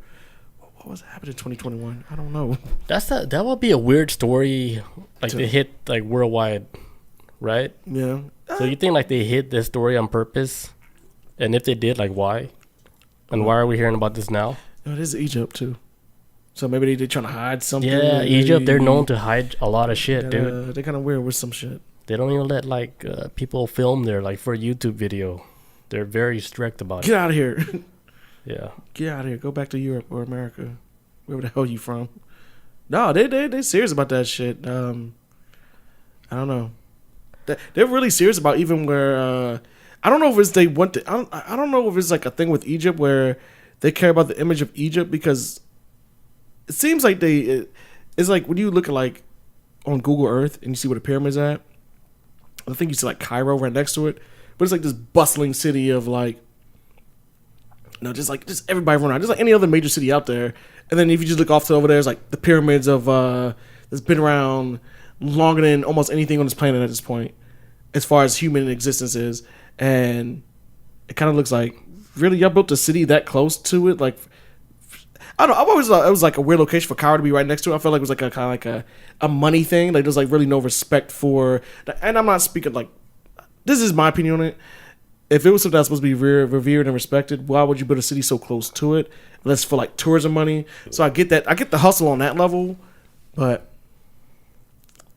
like, are they really representing like the real Egypt? Yeah, you know what I'm saying? Like, this is because you got Cairo next to it. So if you go to Cairo, you'd be like, "Hey, this is Cairo." And if you go like 10 minutes outside the city, you can see all the legendary pyramids. But it's like, this is a money making thing, and no respect to the. Because like back like in Atlantis time, before they called it Egypt, they called it a different name, something with a K, like I don't know, Kmart, Quatu or something. Oh.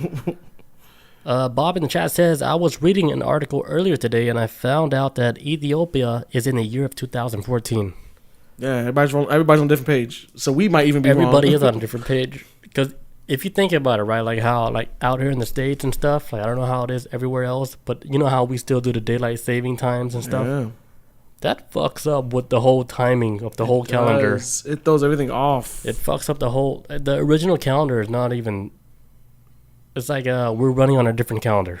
Like we're supposed to be, I don't know, the year 2012, 13, 14. So we're 10 years ahead. We're supposed to be like in the same calendar as like Ethiopia, 2014. So we're way ahead. But are we off because of daylight savings time? Did taking back of the hour just add up over time to like, hey, you guys are like 10 years behind me because y'all did daylight savings time past a maybe certain point. Jesus Christ. Maybe, I don't know. So oh my God, I have so many questions. If this is the case, I didn't leap year too or whatever. So are we the age that we're supposed to be? Are we supposed to be in our 40s? Are we supposed to be 50? What is going on? Like, you know what I'm saying? Like if time is messed up on that level on just the existence of, I guess we might be a few years older. You know what I'm saying? Like instead of being in our 30s, are we actually 40s? Or we might be younger. Because if you think about it, right? Time went back. I think we might be younger because if you think about it, like the people in the 30s and 40s, they don't look like 30s and 40s. They look like they're in like their 20s. Man, real shit. Yeah, it's like If you look at pictures of like old family members from the 20s, yeah, you look like in the 70s. Like, there's your uncle from the 70s, but he looks like 35. Yeah, look, they show you a picture of your uncle in the 70s, right? But he's like 28, but he looks like fucking 45 and shit. The big mustache like, and everything. Shit, he look like he owns like an Italian restaurant. You know, this is him when he's 23. Like what? But now, like, fast forward to the day, like everything looks all different. People are like aging younger. This is Chris in his mid 30s. Like, what the fuck? What? You sure he's not high school, Chris? Like this is what? How is this possible? So we just went far ahead too fast, but we haven't even. Really? Our like DNA structure haven't even developed naturally, but the time moved too fast. Because you realize like some days go by faster, and before you know it's already Tuesday podcast night. Yeah, every time. Yeah, and then you're like, holy shit, I forgot to do research, and then you're thinking like, oh fuck, how the fuck is it almost Tuesday already? I was like, what happened? Is Monday? Oh my God, I blinked. Yeah, so like I feel like we're losing time, but no one's keeping account of that shit. No. It's gonna be lost. The only thing is like just like your watch or whatever that's telling you, hey, it's this time. But like we didn't realize we lose so much time. Like let's say like every single day, right? We lose 4 hours every single day, but we wouldn't even realize that because let's say you spend 4 hours like on your phone, not even realizing you spent that much time on your phone every single day. Yeah. My phone will let me know every Sunday though. Every Sunday, my phone's like, I'm like, oh, here we go. Yeah, it tells you. Yeah. How many times was I watching shit on my phone? Yeah, that's why like when people say like they don't have time, like think about that. You gotta there's so much. I used to feel like that too. Like I don't have time to do anything, and it's like, you know what? You do. You just have to learn how to time management. Yeah, we all have time, dude. Like there's like a quote like from Buddha, right? He says the biggest mistake that people always make is thinking that they have time. Oh yeah. Meaning like, hey, you really got time for something else? Like you don't even know how much time you have. Yeah, tomorrow could be it. Yeah, tomorrow or 5 minutes from now, we both have heart attacks simultaneously, right? Like we just don't know how much time we'd have. So if you think about life in that aspect, you would take more advantages of any opportunity, or you would chase like whatever you're trying to chase. Yeah. Anything, it doesn't matter what it is. Especially if you think that this is all you did. Like not even so much thinking about if you take out the equation of an afterlife or whatever. Like this life that you have right here, this is all that you know for now. But this is all that we know. Then what you gonna do with this time? That humans are not around that damn long. It's like because like if you think about it, right? Like somebody who plans their whole life out, they're like, all right, I have my 5-year plan, my 10-year plan, right? In my 3rd year, I'm gonna go to so and so. I'm gonna go to Italy, do whatever in my 3rd year. But let's say like your shit ends like within a year from you even making your plans. Yeah. But you already set yourself up for all these things like in the future. Yeah. Like if you can do it now, I say just do it. Yeah. You never know. You just don't know. That's the beauty of this life, this whole life we're living now. The whole beauty is we don't know when you're gonna die. It's like an adventure. Yeah, we just don't know. Like you could leave here today and get hit by a Dodge Mustang, whatever. Is it Dodge Mustang? Ford Mustang. My bad, car people. Yeah, we just don't know. Yeah. Life is mysterious. That's why it keeps it exciting, because we don't know. Imagine if you know everything. It's boring. Not only like it's boring, but you'd be on fucking God mode and you'd be looking like Elon Musk right now. I've been had this figured out. Yeah, like I've been reading like this book. It's called like the 7 Spiritual Laws of Success and stuff. And one of the laws is like detachment from like certain stuff. Like if you can like detach yourself from like an idea of like, hey, I'm gonna be a millionaire or whatever, blah blah blah, and so years. If you stop thinking of like that outcome, the detachment, and you just really live your life, everything is gonna flow like in that direction of you're gonna become rich without even trying. Yeah. It's like the effort shit, like least effort, like the most reward. Oh yeah, the least amount of effort put. Yeah, that's why like you look at like people in countries like Japan, China, whatever. The guys they study, they bust their asses like studying their nose in the books 24/7 and shit. You know, they study like way more than what the Americans study like in one day. Oh, yeah. You know, and then they don't even become successful. They're studying just to work for like a huge company, and then they get denied from that huge company. And then their life is like what, meaningless, right? So a lot of those people, they commit suicide. So it's like weird stuff like that where you gotta find a balance. Things are like a certain way. That's why. I don't know. That's why, like, society, not just like in America, but in a lot of other countries, like society, like the main society, they fuck up the brains of like the kids that's growing up. They make them think like things are only a certain way. Like you can only take this route to become this person. Yeah, to make this money, you gotta go to school, do this, do all that. Mm-hmm. They tied their brain down to like you can only do stuff like this to make this amount of money. Mm-hmm. You want to be successful, it has to be like this. What we're telling you is how you be successful. And it's like... Yeah, then when they don't hit that mark and shit, their life is like... Depression. Meaningless. Everything they taught me since I got out has been this, and now I can't achieve it, what they told me I need to achieve then. No, man. They want you to work within their system sometimes. Sometimes. All the time. All the time. All the time. No free will. Because this is their house. This is their simulation. This is like if you gain that elite status, this is like your game. Mm. You know, people, they run under your game and they have to play by your rules and stuff. If you think about it like that, like let's say they're elite from somewhere else, not even from this planet, but they come here just to play with humans being. Yeah. And then they come here just to fuck with people, and they do it on like a scale to where it belittles like people like on the bottom, make them do weird ass shit just to make money. You know, like, hey, I want you to slap your fucking friend Chris in the face as hard as you if can. you want to continue your career. You got to do this, and they end up doing it. It's because they got so much backtrack and information about you to where, like, you're gonna get burned. Dude, we know you got the money, but we got so much shit on you. All the shit that you did, like, if you don't do that, your money ain't shit. Yeah, it's just like for a laugh. That's why you think, because Will Smith, he did say, like, once you get like high level like that, the devil's watching you. Yeah, that's all he had to say to get my attention, and I was like, okay, something's wrong. Actually, I think Denzel Washington told him that. He repeated that, right? Yeah. He took him to the side because Denzel Washington's like that revered uncle that just. Yeah, he knows too. He's like, look, I've been in the game for a long time, young blood. Yeah. He knows. That's why he's like, pray for him. And then when I heard that, I was like, okay, something is deeper that happened. That's not a normal. It's deeper than Chris Rock. It's deeper than all of them, all that shit. Because they know the whole system. There's a shadow hand that plays like a role in all that shit, and it's scary. All the people in Hollywood, they know that shit. Jim Carrey knows about that shit. You know, Jim Carrey, like when he went on like his spiritual journey and shit, when he started waking up talking about all this crazy shit, guess what? They think like Jim Carrey's a fucking crazy guy. But people saying that for years, yeah. But he's been kind of on this thing of he realizes this is the Hollywood machine, if you will. I saw this picture one time. Well, not picture, but I saw this video one time of like he walked into like he was wearing some kind of suit or whatever, but it was some kind of like Vanity Fair, event. Some lady was like, "Oh yeah, it's Jim Carrey. We didn't know Jim Carrey was gonna be here." And Jim Carrey was like walking around, like looking. He's like, "Oh hey, Jim Carrey, like what do you think of this event?" And he's like.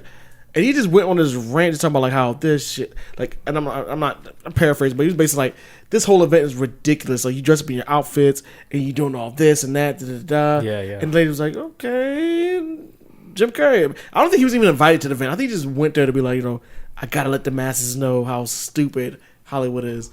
That's why he retired now. I feel like that's why he put in retirement. Like he's done acting now, so he says. So yeah, he realized the truth. He knows like everything is like a fucking like a stage. So it's like, man, fuck it. Like you guys think this shit's all real. Like I'm just gonna tell you like how it is. That's how like I felt like after one of my trips when I got out of a trip. I was like, fuck, like this whole shit is fucking fake like that. You know, like they play you it's like a game. Yeah, they play you. They put you in your fucking role and shit. They make you scared. They make you think like you can't do like anything greater or whatever. Yeah. They put you in your role. They put you in your shoes. They're like, hey, play this role, and then we're gonna make you fucking comfortable too.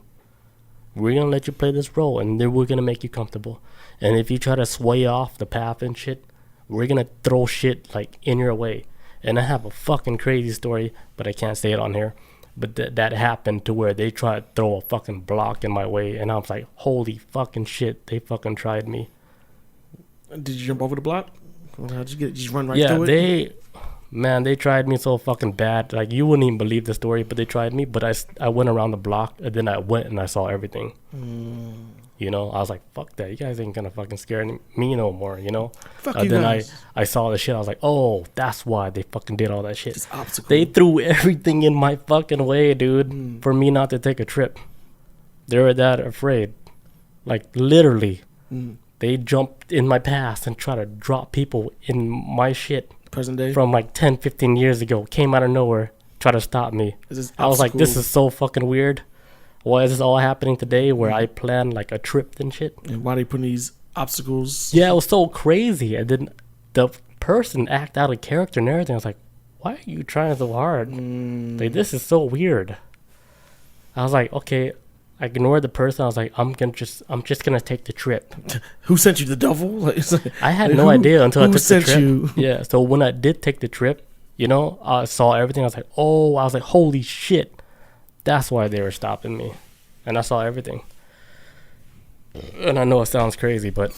No, actually, I get the context of the story because it took me a second to realize what... I get what you're saying, though. It's yeah, what's stopping you? Like, they threw something to you in the real world to stop you from going to their world. Yes! They threw everything at me, dude. The kitchen sink. And it's so fucking crazy. Like, my brain was like fucking fireworks. I was like, holy shit, they really tried me. Pineno says, name of the game, pros and cons. For real. It's, man, this world is so crazy, man. Damn, it's crazy. I just realized I have 2 Florida stories. Which one we gonna do? Let's do the first one. Okay. Well, I got Florida man arrested on Boston airplane for jerking off, and then I have Florida teens. Basically, a Florida teenager was killed by another teenager after he was wearing a bulletproof vest. Like they was doing like some some jackass shit. I don't know. Do the second one. I didn't hear that one. Okay, this is With like the bulletproof whatever. Yeah. Okay. It says Florida teen was killed as he and another teen took turns shooting each other while wearing body armor. Police said. Damn. 2 dudes that, well, I don't know if they completely charged or whatever. Joshua Vin Ing and Colton Whitler, both are 17, are charged as adults in connection with the death. So basically, these dumbass 17-year-old kids in Florida was in, I'm assuming in the backyard or whatever, had bulletproof vest on. One of the kids went, the 6-year-old, the person that was killed was 16 years old. The other 2 that was charged was 17. I'm going to keep following the story because I want to find out, like, I watch a lot of murder shows, right, guys? I want to find out with this story, was this a plot to kill this kid? The murder shows be like, yo, like these two teenagers teamed up together to kill this one kid. I've seen it all. But so far it's just like, it seems like it's accidental. But anyways, so they're testing out this whole thing of shooting each other back and forth. Well, they had the boy put on the vest and they shot him one time with the bullet, right? Like a real gun. Like real gun. Shot him with the bullet. And he was like, oh, got hit. And he's like, okay, I'm fine. And then, from my understanding of the story, then they just went and unloaded like 4 shots into him, like, do, and the kid fell and then wound up dying. Oh. So, that's the saying, like, were they plotting this shit? Were they, like, did they like, hey, let's get this kid over here, let's murder him, but make it seem like it was an accident because we had him put on the vest, but them showing that they shot him 4 times in rapid succession after the first shot, like, cause they shot him, was like, oh yeah, the kid's like, okay, I'm good. I guess the kid like did like a thumbs up and it was like, just like, was this gonna be like their alibi for an accidental death of a kid they don't like or something? Or I don't know. You do gotta go back and think about like how you are as a kid. Yeah, I think it was like an accident. Like thinking back, because I don't think kids they're able to plan something like that. Like oh no, they're 17 though. They 17. They still young. That's like Columbine shooting age. That's, yeah, but still young. They're still in the stage where they're still experimenting with shit.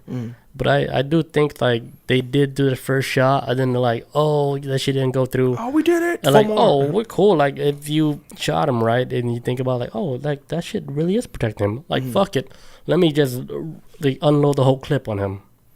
Let's do it. Let's go out of the way. Yeah, like real quick. Like you wouldn't even think about it. Yeah, and then so I think like they just didn't know. They thought that bulletproof vest was that powerful. Yeah, there's a I don't think there's a plot to that. They also recorded this too. Says at one point in the video, Vinny shoots Broad. Oh, sorry. Let me go back. Broad? What? Sorry. The kid that was killed was named Christopher Leroy Broad Jr. Oh, he got a brother name. Had a brother name. Well, the shooting happened at 7 p.m. on April 3rd, right? And it says, I witnessed heard like these shots outside at this time. So the kid was taken to the hospital after he was found, where he like died from his injuries.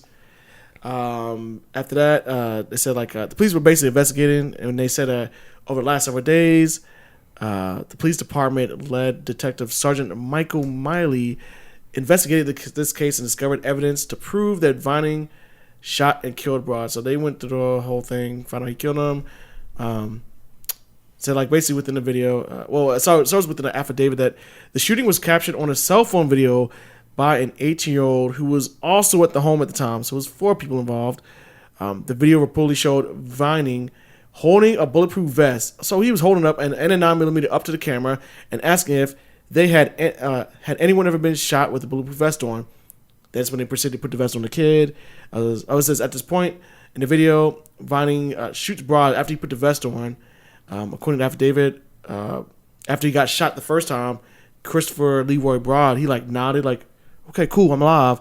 And then Vining then goes off and shoots him 4 more times. So I'm not saying I want to see this video, but I want to see what it was like. He was like, okay, nod, and they just unloaded after that. It was like, did he fire 4 more shots? Like, pump, okay, cool, whatever. Like, was it real? Weird thing. That's like not even Jackass would attempt this. Like, that is. Bulletproof vests are good, I guess, but they ain't that damn good. They ain't. Yeah, I don't. Strange, man. What are these kids doing, man? What happened to? Yeah, Is Minecraft not fun anymore? Or what's going on? I think they just didn't know like how strong that vest was. I think they just got hyped over he survived the first bullet. Then they wanted to play around to keep shooting him. Let's go. Boop, boop, boop. Yeah, it's almost like, oh shit, that shit really does protect you. Pop, pop, pop, pop, pop. Oh shit, it doesn't protect you like that. He ain't moving. Yeah. So damn kids. I don't think none of that. Like I don't think they really wanted to kill the dude. But as far as like that activity of them playing with a real gun like that, of course somebody has to take responsibility for that, even if they didn't fucking know. No, somebody gotta take the fall for that because you just killed somebody. Man, fuck that. Where's the parents? Where are the parents? How do they get these guns? Yeah, Tenendo says name of the game, pros and cons. It is illegal to wear bulletproof vests in public. What? I just saw somebody in Decatur wearing a bulletproof vest with an AK strapped on him, and I was just trying to go to the convenience store. Oh, this is the new America. This is the new America. He made me feel a little uncomfortable, a little bit. What were they doing? He was walking with his energy was like 5 people in him. I was like, where'd you get all this energy? I want somebody to try me. Yeah, because he was like a small. His frame was almost like my frame. I was like, why does your energy feel so? Why is this fake big dick energy?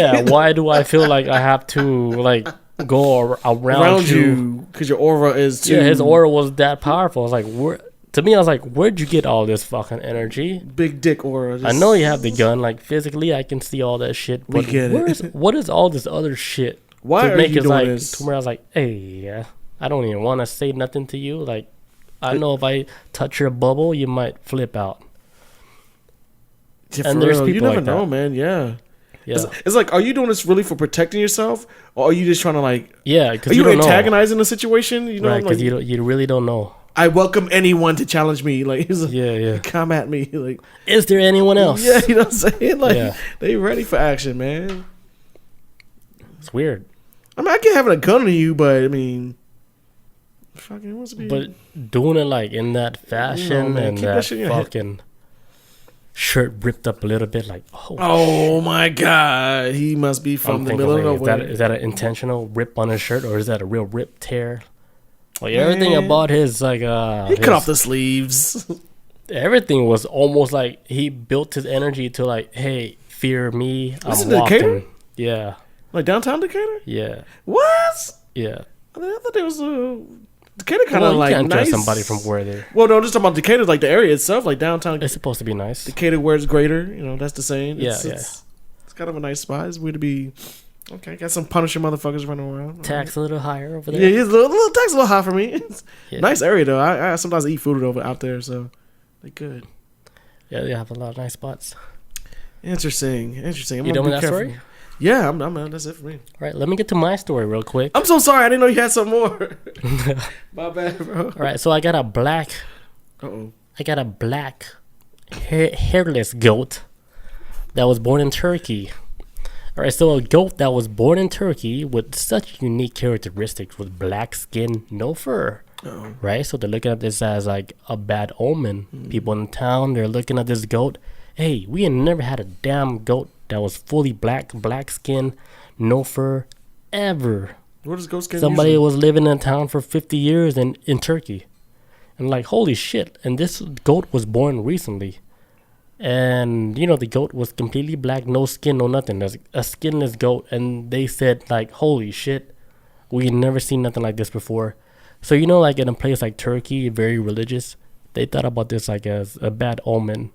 And they started thinking about the whole Russian attack on the Ukraine. They're like, holy shit, this is a bad omen. They're coming here. This is a sign of the end days. This is something is wrong. And then the farmer was like, yeah, I've been here for 50 years. We never seen a goat that was born like this. But they treated the goat like their kid. They fed it and everything. Kill it? No, they didn't kill it. They see like it's a good omen. No, a bad omen. But they're keeping it alive. I thought they would have like off the goat if it was a bad omen. No, they did. Oh, okay. I mean, but let's say it is like a bad omen, and then you kill the bad omen. Wouldn't that like multiply, like whatever's gonna happen. Oh yeah, like an infection. Yeah. Like, oh shit, you just killed it. Now it's like times 500. We need to take care of this bad omen, so it. Maybe that's just a sign. Like, it doesn't even matter if they kill it or not. That's just a sign. Like, hey, this never happened before. Just know, like, whatever is happening, like with the war with Russia, whatever, something big is happening. Yeah. You think about all, like, how like every generation, every culture, they have like this end time prophecy every single time. Everybody. But then if you think about like our time and how everything is leading up to like this end world shit, I think our time makes the most sense because they did talk about before how they're saying there's gonna be weapons on this earth that can destroy the whole world. And back then that didn't make sense because there was nothing back then besides sticks and stones that can destroy a whole world. So they're thinking, all right, it's not going to happen in our generation because all we got is like a slingshot and a spear of destiny that's fucking coated with alien blood from like fucking Nibiru, like 10,000 light years away. Like, man, you mean to, the mindset of people back then was probably man, wait, you mean tell me a boulder can destroy Earth? Whatever. That's not our time. Right. They had no aspect of like the technology of a coming down the nuclear road. bomb. You mean tell me that giant boulder? Like, we got boulders. That's the most dangerous thing we have right now. Like. Yeah, but now like we have like, like we have the technology and the weapons of like a nuclear bomb where it can destroy like a whole city. Yeah, shit, man. with just one single bomb destroy a whole city. Then you start to think about that shit and like, it's horrifying. Holy shit! Like we do have like the technology to destroy our own planet. Man, straight up, man. Look up Russia's. If anybody who's listening, look up Russia quasar bomb. That shit is horrifying. It's wild. It's the most scariest shit you ever see. Because I've watched YouTube videos of like just the test detonation of it. How am I? That bomb itself could probably wreck Earth. The one bomb of that. Yeah. America may have more nukes, more than Russia, but maybe I don't know. But they got the most powerful bomb on the planet, though. If anything else, holy shit, I think it's horrifying. What, the A bomb? No, they got the quasar bomb. That shit is. Oh, that shit looks like it came from the gods. Watch that shit explode. It's like clouds separating. It's going into space. You're like, what the hell? Like, what? How? The amount of, like, sometimes when I see stuff like that, breaking realities and shit, and I'm like, man, all the money they put into something that could destroy, they could probably kill millions of people. How much of that money would have went? That money should have went to like something positive. I don't know, like a food program or something. You know what I'm saying? Like something beneficial. Like you would think, right? Like I don't know. Like if you think about it, like when you go to another planet, right? Like you're the alien, right? You're going to another planet. Wouldn't you think that planet, everybody is like on the same page? Like wherever you land, everybody's gonna attack you. Like you think like you're just a bad guy. They're all on the same page. But if you land on Earth, right? Everybody's on a complete opposite page. No country or nothing agrees with anybody. So the alien, they would have to land in multiple countries, right? To get like the whole picture of like what Earth is all about. Yeah. Because we don't fucking get along. And we're all attacking each other. Here's like what I was hearing, like when I was watching like Above Top Secret. When they were saying like the views of like an alien coming to this planet. They're looking at us, right? We have all these missiles, all these nuclear weapons. It's not pointed at the sky. All the nuclear weapons is pointed at the Earth. It's like we built like all these bombs, but we built these bombs to destroy the Earth, to destroy each other. And the aliens are looking at that like, what the fuck is wrong with this planet? Why they got a gun to their head? Like, It's basically what it is. Yeah, the aliens are like, why the fuck are they so fucking backwards?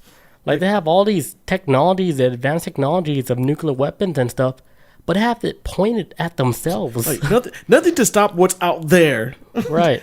So like the story is like, oh my god, even like the senator of so and so whatever, like they have like insider information to where they have documents and information from the people that's working at those locations, those sites, those military sites. They said that the aliens or whatever it is, they came and they they deactivated all the nuclear weapons, so they can't use it.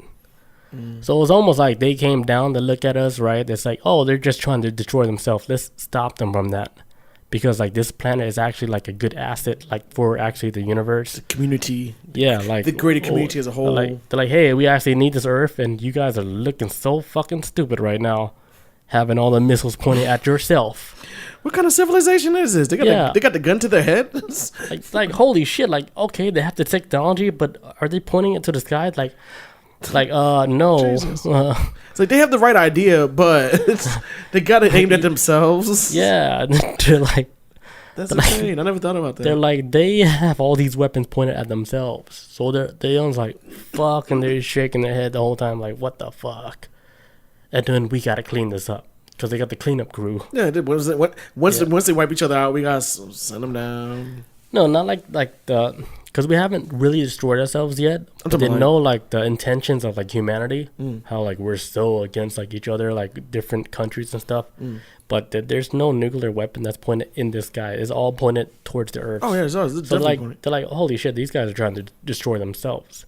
And, you ever hear, like, a lot of people talk about, like, okay, the end of the Earth is going to be, like, when humanity destroys itself. And that's when they do the repeat. Yeah, that's what they got the doomsday clock. I think that's what the doomsday clock is for. Is we almost at midnight too. Some real shit. The doomsday clock. We should have done an episode about the doomsday clock already. I don't know how we haven't, but yo, speaking about the doomsday clock, right? I don't know if that's real or whatever. I don't believe any clock, but what's happening this month in April? CERN is gonna be launching they're gonna be turning the machine on again, shooting the protons and the lasers. All right, guys. See you guys in 2032. So we might be in a new reality by next month. We're gonna forget all this shit going forward. I'll see you on 2032 when our memories are all wiped and shit. Like, hey man, what happened in Holy shit, Billy Waters is black.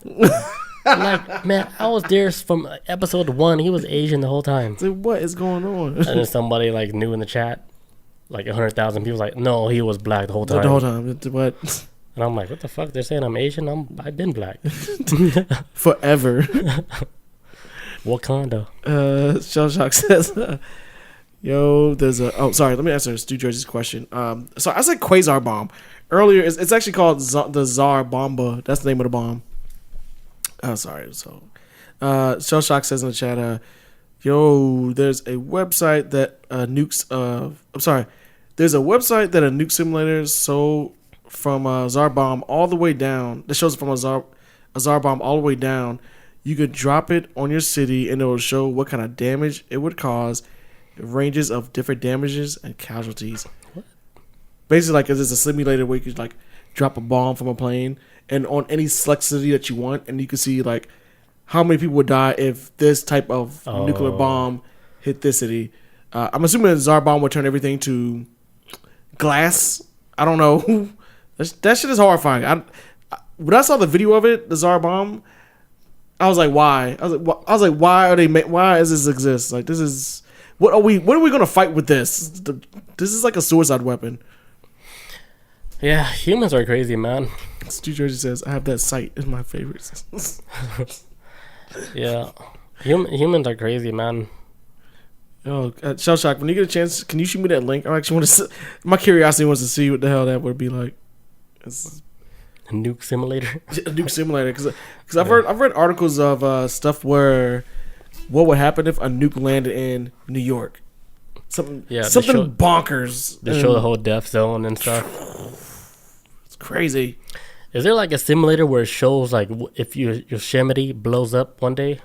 The ultimate volcano. Yes, I watched a video of that back when the hype was Yosemite was going to kill us back when mid 2010s. Yeah. I think like it would almost reach like Alabama, but then Georgia would be safe. Yo, Georgia's good, man. We Georgia's like I look up so much stuff. I haven't seen like Georgia's like a very difficult place for a nuke to hit too. Right. Like, we're like that good spot of. Yeah, you want to know a crazy conspiracy?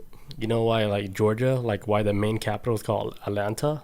Atlantis. Because it's New Atlantis. It's gonna be New Atlantis reborn. Once everything is wiped out, we'll be the new capital. Why do you think like the elite or the people who's like on top, right? The Hollywood people. Mm-hmm. Why did they bring all this stuff over here? It's not just for taxes and stuff. It's because they know like the new entertainment business is going to be in the South, because the West is going to be wiped out through some type of crazy disaster. So the rich people, they know about this shit. It's not just like, making like more money because of the tax break and shit, how they have in Georgia, like we're making movies. But man, if you actually like go into Atlanta right now, you see all the studios, like all the abandoned buildings that were there before. Every single abandoned building right now is being converted into like a movie studio. Yeah, it's a business. Every single one. It's so crazy. The city's a business now. Yeah, it's booming like crazy. So you already know, like Hollywood is moving. That means something's gonna happen to the West Side. So if you're in Cali right now, what are you gonna do? I would say like your best bet right now, I would start migrating towards the mid zone, or just go full east, because it's gonna be nothing over there. Because if you think about it, even like with celebrities, all of them are moving out of there because the tax is way too high. You can make so much money, like you live that lifestyle out there, but still the tax, like it'll make you look like you're poor. Yeah. No matter how much money you make, because the tax is just way too high out there. Way too high. Just eat It's not even worth it no more. So I would say get out of there. Like it's not even worth it, man. Nah, man, it's like soul crushing, man. But then I don't know. I have been hearing like mass exodus of people leaving of Cali because it's too much, man. It doesn't make sense no more to live out there. No, the only way I know so many people don't want to leave their like respective state and move to California. My only thing is that the only way I would live in California, at least for me on some level, is if I was from there.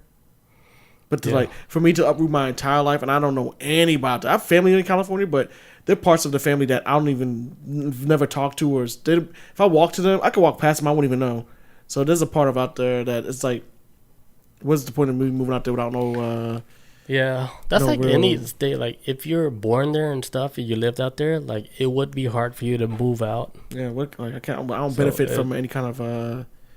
If I need help with something, it's just right. But it's like for example, you live in a country that's like not popping at all, and the only thing you know is about that country, and like, oh, I have to live here, I have to make money, I have to learn, I can only be here. But they didn't realize like, hey, there's other countries where you can do all that hard work and you can make like 10 times that amount. Yeah. Like people they get trapped in that mindset of like whatever they are dealing with locally is like the only thing that they think is possible for them. It's that mindset, like that box mindset. Like you get stuck in that box, you know? Like you think like this box is just your box. You don't realize there's not more. There's not really more out there. Because if you think about like other countries, like people in Japan that bust their fucking ass and shit, like they're doing the way they fucking work out there is so crazy compared to how we work out here in the US, and they're barely making like ends meet. And then like imagine if they do like the amount of work over there like they do here, and then they get paid like 10 times that amount, and they'd be like, holy shit, like there is like a fucking like a different, I can't explain it, but like people just don't know like what's outside of their own box that they're born into. Oh yeah, no. That's why you gotta either take a peek behind the curtains, or as I like to call it, research or something like that. Look outside of your existence sometimes, because before you know it, you'll be an old person and you'll be like, damn, I just blew my whole life away. Yeah. By living in this box that I was so comfortable in, and what I got to show for it. Yeah, well, even if it's traveling, even if it's just traveling, most of the part, like where people like, even if they're making a lot of money, they're comfortable with whatever they're living. Of course, they're gonna continue that life, Yeah, I don't blame that. Like everybody, like they have like their own like path to walk. Yeah, their own path, their own journey, and then like maybe later they'll be like, holy shit, like I've been walking like this safe ass path this whole time, but I missed out on like a lot of stuff that I would have never engaged in before. No. And then you realize that like when they're super old. But damn, what I do? That's why like it comes down to like experience. Yeah. Like go throughout your life doing like the most, like let's say you make a lot of money, like okay, like put a lot of money aside to do like different experience that you never done before. Yeah. Have a blast. Have an adventure. Travel more. That's why I say like let's just all quit our jobs right now. We put like our money together, and then we're gonna be like in our own little clan, and then we're gonna go off the grid, and we're just gonna live off of the land. Live off the land and Yeah, it's cool with that. Like everybody, 5 people in chat. Let's go. befriend raccoons. I want a raccoon. Yeah, friend. we're gonna leave this city life, this fucking tied down to the man. Like this fucking rat race. I'm so tired of it. It's Taxes and shit. I haven't even done my taxes yet, and I know it's due like next week. Oh man, I do my taxes. I get them in the mail. I'm doing them that night. I'm like, look, let me get this out the way. I haven't even done mine yet. I'll do it tomorrow.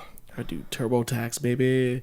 Tenando says, have you seen the movie Real Genius? No, I haven't, but I was looking up and like reading. What is that? Reading a little bit about it. This came out in the year of our Lord, 1985, August 7th, 1985. So that was like just a couple weeks. It was like a week after I was born. Okay, the year of the Lord, Jesus Christo. Says when science whiz Mitchell Taylor arrives to a Pacific Tech as a freshman, he paired up with a genius senior named Chris Knight to work on a laser project. That's a cool name, dude. And Val Kilmer plays Chris Knight. That's the fuck. If I ever change my name, Chris Knight. I like that. Chris Knight. Chris Knight. Bob says I just got done filing today. Damn, Bob is late too. What's going on? Cause she knows she owed money. I don't owe. And you know what? That might be what it is. I never owe them money, so that's why I'm always quick to like. I owe money. That's why I don't do it. They told me. It don't make sense now. Like, okay. Hey, like you cashed out a lot of crypto this year. Yeah. So, Shell Shock says, my brother in Christ. Brother in Christ. You haven't seen Real Genius? No, I have not seen this movie. I haven't seen. Well, let me write it down. Yeah. I will watch it because I am off tomorrow. So I have a lot of time to catch up on movies. You taking like a personal day? Just like you don't want to do? No, it's my new off day. Wait, I took my old schedule back. What is it now? Tuesday, Wednesday. Oh, that's right. That's the old one. Oh yeah. Man. And the dude that took my schedule, he was so happy. He wanted the weekend. He was like a newbie, and I was like, "Hey, you want my schedule?" And he's cool the weekends. Of course. Yeah, but a lot of he had Tuesday, Wednesday. He was like, "I can't do nothing on this. I can't do." Bro, those are the best days. I was like, hold on, like let me like think about this. Like if I want my old schedule back, and I was like, man, this schedule fits me better. Tuesday, Wednesdays are the best. Like, look. You can get a lot of stuff done. Yes. You get way more shit done on a weekday than you can ever on a weekend. That's why, like, my schedule, I have Tuesday, Wednesdays off, and I have Saturday off. Saturdays are cool if you want to, bullshit around, drink with some friends, go watch football, whatever. Saturdays are cool, but Tuesday and Wednesdays are the days where I'm like, shit I need to take care of. It's so much more easy than running around on a Saturday and Sunday where there's dealing no with traffic. Yep, Man, dude. That's how old people think. When you become like an adult and you start realizing the weekdays are like, and I get it, like if you got kids or whatever and your kids need time for the weekend.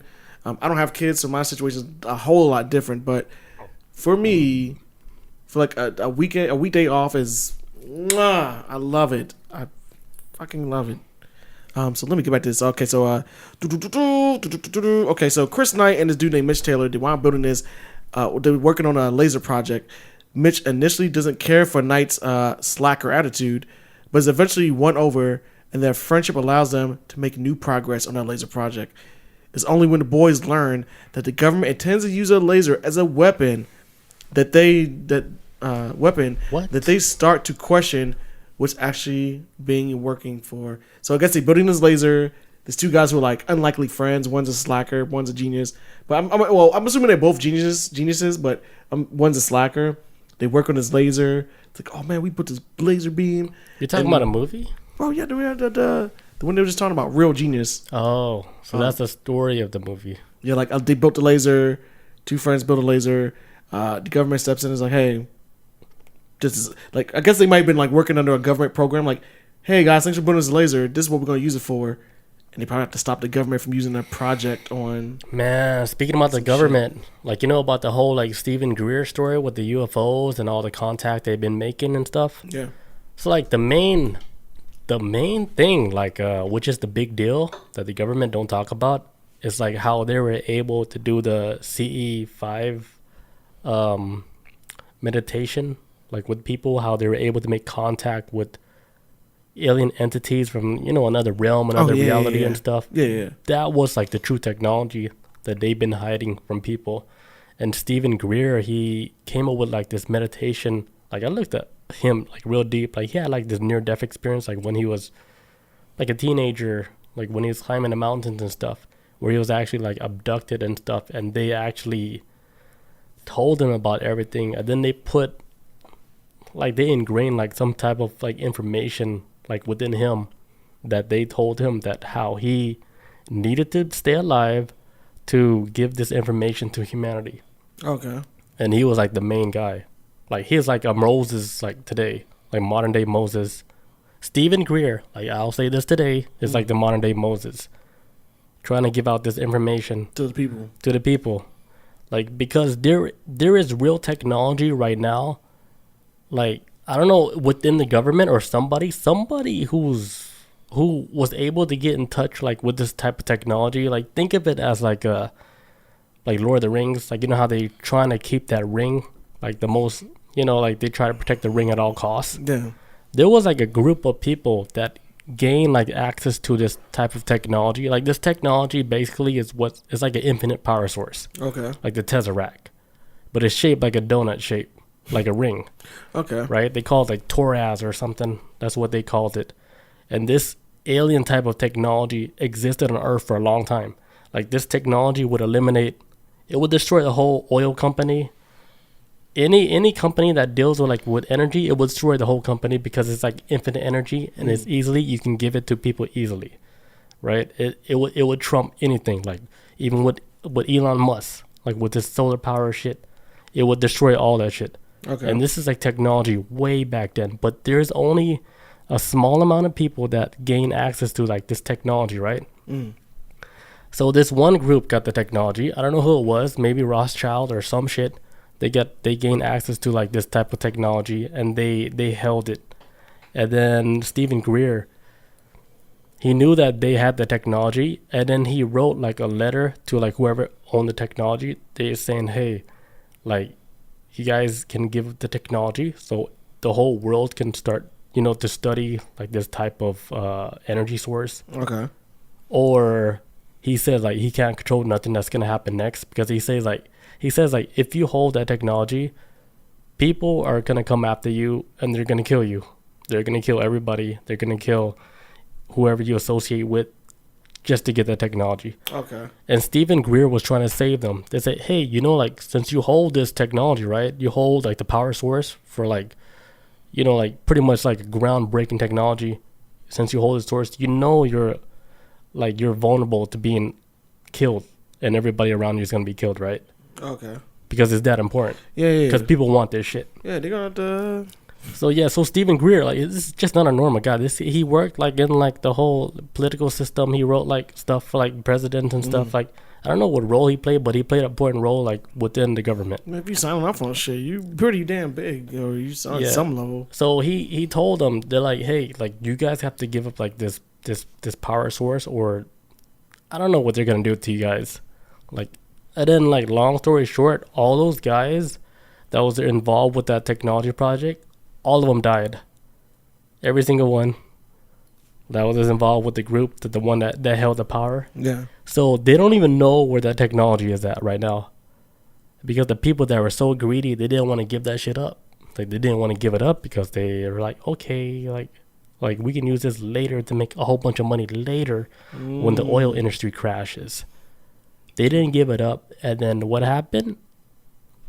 You know, they found them and they killed every single person that was involved in hiding that technology. Whoever even knew that you knew about technology, they all died. Everybody got wiped out. The mama died, grandma, whatever, they all died. If they knew about it, they all died. You got a puppy? Yeah. So Stephen Greer, like, this technology it's out there, and it's wild. I will say, like, you guys watch the documentary. It's on Amazon Prime. It's called Above Top Secret. But it's mainly Stephen Greer talking about the technology. Okay. So don't expect to see no wild UFO footage. Oh, man, no. But this is more like him, like, just giving you guys the information about what really is going on. And I think this is really what's going on. Yeah. He's been doing this over 20 years, trying to open people up to like the idea, like we've been capped off with like the knowledge of technology They played us, dude. They played the whole Earth. I saw it. I even saw it on my own mushroom trip. Like they played us to like they capped us off to like the launching of the spaceship that went to the moon. That was like our last shit that we got. Like our last highly advanced technology. Yeah. And then we're done. Like everything else they kept away from us. They said, you guys don't need no more than that. Just know you guys can go to the moon. That's it. Hey. The portals, get out of here. Get out of here, man. Get out of that shit. We got a comic book crew making up all these crazy sci-fi stories. Crazy wild Make shit. you guys think that it will never happen. Man. But yeah, like they've been hiding this technology from us from a long time, and then it makes so much sense. And then the Stephen Greer was saying all the people that was involved in the project with the unlimited energy source, he said that you guys can come out right now because we got a mechanism in place to where if they talk about it, their lives wouldn't be in jeopardy like before.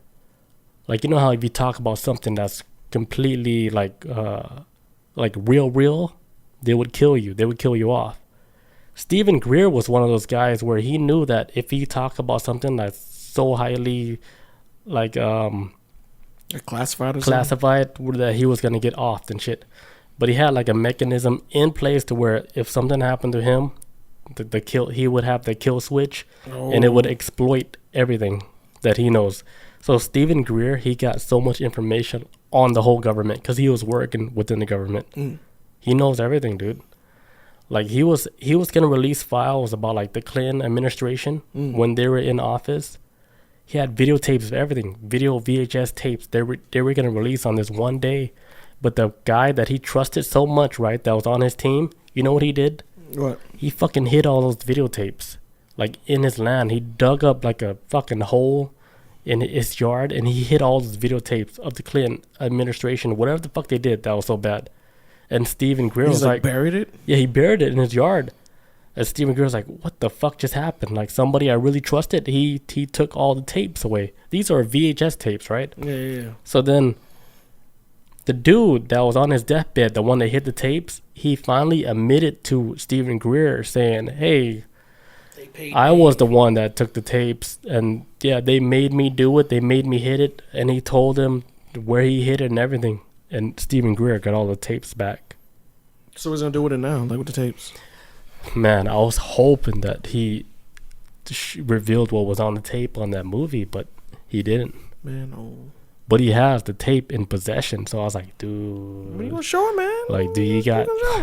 Like, are you protected like that? Are you really protected? Think about your family. What is it? Think about your loved ones. Are you really protected? So I was like, man, that whole documentary is... the whole main thing they were talking about was there's technology that's been on this earth that can replace like oil industry and everything, electrical industry easily, but they blocked it off from us because they want to keep us on this meter running like we're working. This rat race. No, what do they call the treadmill? Yeah, they can't. Keep us on the treadmill. Like, what do you guys like think about that? Like, is it good or is it bad? Like, as far as like keeping like this whole energy source from us, and us having to pay all this money for. I mean, we could be in a utopia right now, but I don't know. I think that's more out of greed because I do feel like when presented with an alternative source of energy, the people that run this shit right now wouldn't want it. Because then they would lose money. They would lose money out of it if you could make something. They can't put a meter on it. Yeah. That's why they didn't like Tesla. Because Tesla, he was coming up with all these fucking crazy inventions where, it's like reliant machine where it keeps on producing energy. Yeah. Without it's like energy producing energy. You can't make money from that if it's just unlimited, right? Man, no. So like the people who's big, who has the money, who has the audience, they say, hey, the fuck, Tesla? Like, dude, if you can't put a meter in this, we don't want to do business with you. Yeah. We're not trying to give shit away. We're trying to grow like an industry, like a company, a business. Yeah, we're trying to make big moves. We're trying to fucking make an empire, man. Like, come on, man. Bullshit. Tesla, you're gonna die old and poor. And that's what happened. That's what they wanted, man. that's what happened. And now, like, people think like Elon Musk is doing some revolutionary shit with these cars that run on electricity with batteries that made from Ethiopia, whatever. Yeah, something like that. Building like spaceship rockets that can go to Mars, but if you think about it, they just put in a bottle rocket on like an object. Like, you think about it, SpaceX is not really doing nothing new from what NASA was doing. No, they're not sending, because they're still doing that bottle rocket shit. Hey, let's put this car in this dummy and send it to. I'll put a whole bunch of fucking gasoline in a fucking plane or whatever. Let's shoot this Tesla car to. Meanwhile, real technology, you got the little spaceships going beep beep beep beep beep, fucking zooming in out of different realities. Like, what the fuck are they doing with this fucking spaceship using gasoline trying to launch to the moon? Hey. That's so old technology. Like, what are y'all doing? Y'all bullshitting. I don't blame them, man. Like, they hid a lot of shit from like real people. Yeah. Real Genius is actually on Tubi TV. I have this. It's for free. I want to watch it. Teneno says something fishy about all that. I need to read a paper on the Tesla. Dude, speaking of Tesla, like, they had like an event, like, I don't know, maybe last week in Texas, where they were like unveiling like a new car for Tesla and stuff. And man, like, they had like this whole drone show like out in Texas. Mm-hmm. It looks like a fucking alien show and shit, but they did it so fucking good, you know, where they had the drone making the shape of like a Doge coin or whatever. Damn. Yo, that shit was fucking. It was. If you were in Texas, man, and you were looking at like this new Tesla factory out there in Texas and shit, and they did like this whole show with drones, hundreds of drones. And they're just doing games with them, like, or yeah, whatever. the drones were making like images of like a Doge coin, of a Tesla car. It was so fucking advanced, man. Stu says it is a person in that Tesla car in space. Oh yeah, the one that SpaceX shut off. that was like the most ultimate bottle rocket shit for me. I'm like, cool, there it goes, but yeah, that's old tech, man. What is it? How do we benefit from this? You think some aliens are gonna find a Tesla car and be like, oh, I'm gonna drive? They got, man, no, man. They'd be like, what is this? That'd be like the old school light bulb to them. Just like, yeah, dude, it blows out real quick. Yeah, like, man. Just Tesla, this shit will last. I think like since like after World War II or like after the 1940s, the real technology that they gained in that era, it doesn't even like, if you were to put like that technology into like our days, right? Mm. We would look just like this, because a lot of the technology that they gained from back then, they kept it away from us. For some reason, I don't know, but a lot of it has to do with money and how they can gain more money from the people. It's like a slow drip of technology. Oh, yeah. You know, like, people think like, oh, it's a brand new wireless technology with Bluetooth, wireless headphones. They're like, what the fuck? They were doing that shit like in the 40s and shit. Like, so it's just new to us. It's just new to us. Yeah, so they're saying like we're supposed to be like way more advanced right now as far as like with technology. I believe that. We shouldn't rely on these light bulbs that run on a grid that's run on like a power plant system. I believe that. The reason why I believe that we should be more advanced than ever before, and I always bring this up, the Jetsons. I think that cartoon was made like in the 60s or whatever, but it was showing. But the Jetsons took place in 1999. She was showing like, hey, like the possibilities of all the technology. Yeah. But the Jetsons came out over 20 years ago. But if you look at the timeline of what the Jetsons supposed to come out and how people were thinking back then and the possibilities with all the technology advancements, supposed to be way ahead. We're supposed to be like flying cars in 1999, and I was like, we got hoverboards, but they have two wheels on it, so this ain't really hovering. So you know what I'm saying? Like it's little shit. Yeah. So we got gypped in like the knowledge and the technology and everything. Even the Jetsons knew, like, because they knew like the technology at that time. It's like, okay, like if the technology is like this, like by the time of 1999, the technology is explode in like a way where, you know, everything like with medicines all gonna be done.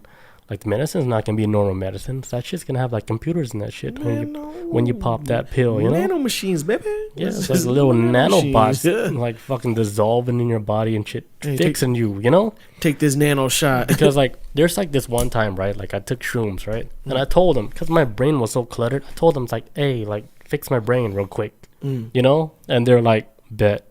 So, like, what I saw was, I saw a bunch of rats in my head. Like, I saw my head was like a machine, right? But I saw a bunch of rats in my head, but the rats were dressed up like astronauts. What? Yeah, they were dressed up as astronauts and they had like welding devices on them. So they were like swinging across like my brain, welding connections back. Like, I'm thinking they're welding like neuron links like back in my brain. Because when I took the trip, I was like, just fix my brain. Because my brain is foggy. I can't focus no more. And dude, they're like, we're going to fix your brain. I saw all these rats swinging like in my head, dude. That shit was like an orchestra. Like, it was orchestrated. I imagine like the rats are like coming down like on wires. Like, yeah, dude, they swung window down washers. like fucking like Attack on Titans and shit. Yeah, dude, they swung down, right? Fucking like they're geared up, welding helmet and yeah, shit. they're like fucking putting on like the connections back. I was like, fuck, it's so crazy. Then I felt like my brain like getting better, like a drain. Like a flow, like my brain just got drained. Like the connection's been restored. Yeah, it was almost like an oil change. Oh yeah, like it was all drained, and then I felt so clean because like after the whole trip, I felt so clean. And then I was like, I looked at everything, like all the chemicals around the house. I was like, man, this is so disgusting. Like, why did I, put myself through all this with using all these chemicals that I have no idea what the fuck those chemicals are. But I saw all like the nasty stuff, and then like and I felt like brand new, like reborn, like a reboot. Damn, that's why I like shrooms, man. I was overdue for this oil change. Don't sleep on shrooms. I was overdue for this oil change. We gotta cut this episode. It's too long. Oh really? Yeah. All right, guys. Wait, hold on. Let me read. Teneno. He says, if they made and sold the real hoverboards to the public, someone would take it apart and make it something even crazier. Oh, hell yeah. That kind of tech is in hands and in a crazy person. It's crazy. That's real shit, yo. People will reverse engineer the hell out of that and then or do something to like, hey. Yeah, but imagine that in the 40s, but imagine you gain like the technology of like a flying saucer from another reality. But imagine that in the 40s. Think about like how you would think back then. So like a hoverboard, like in this world, like it's almost like you can't even relate that to like an alien spaceship that you see in the 40s with like a technology where it's like controlled like by the brain. We wouldn't be ready for that because we were still dealing with. They were ready for that. As far as like normal people, and they hid it from us. So instead of like normal people, we were still dealing with racism. So I don't think advanced tech would be like on our. Yeah. We were still slow back then. It's. I'm telling you, our whole society they've been playing us the whole time. Hell yeah. They played the fuck out of us like a damn flute, dude. Played us like a damn fiddle. When I saw that in my trip, man, I was like, holy fucking shit. I was just laughing. I was like, damn, they fucking played humanity like it's like we're a fucking joke, dude. I was so disgusted. I was like, damn, they lied to us the whole fucking time. And then when I see all this information come out about how there's like this energy source that they've been keeping away from humanity and stuff, I was like, the whole shit makes sense. The mushrooms, they know the whole story. They have the data on everything that's been happening on this whole earth. Because I did have another story, but I can't get into it. But the whole story is saying how scientists discovered that mushrooms, right, they have their own language. And they operate on like a 50-word language. What? This is what scientists are saying, like in the story that I found earlier. Like they claim that mushrooms, they speak to each other, like using a language with 50 words. Holy shit. And I thought that was fucking crazy. It's either like they'd already been knew about this or they're just making shit up. So you think they're just making this shit up, like all of it? I think they knew about it, but now like... They gotta play dumb. I wouldn't say like play dumb, but now they can talk about it and they don't look stupid no more. Yeah. Because like reality is different now. Yeah. It's almost like the weird stuff is not... they won't get judged on that. No, not anymore. This is not. We're more accepting of the weird shit. I think. Yeah. Yeah. Anything else? I do, but we have to end this episode. You want to save it for next week? Yeah, we'll save it for next week. Hell yeah. Episode 100. Episode 100. I have no idea what's going to happen in episode 100. I don't know. But I hope you guys are all here. Yes. I don't know what's going to happen. I don't know. Might do the show naked. Who knows? I have no idea, but I hope you guys are all here for the episode 100. Yes. So yeah, we'll catch you guys next week for the episode 100. Hell yeah. Be there, be square. Peace out. Adios. See you guys.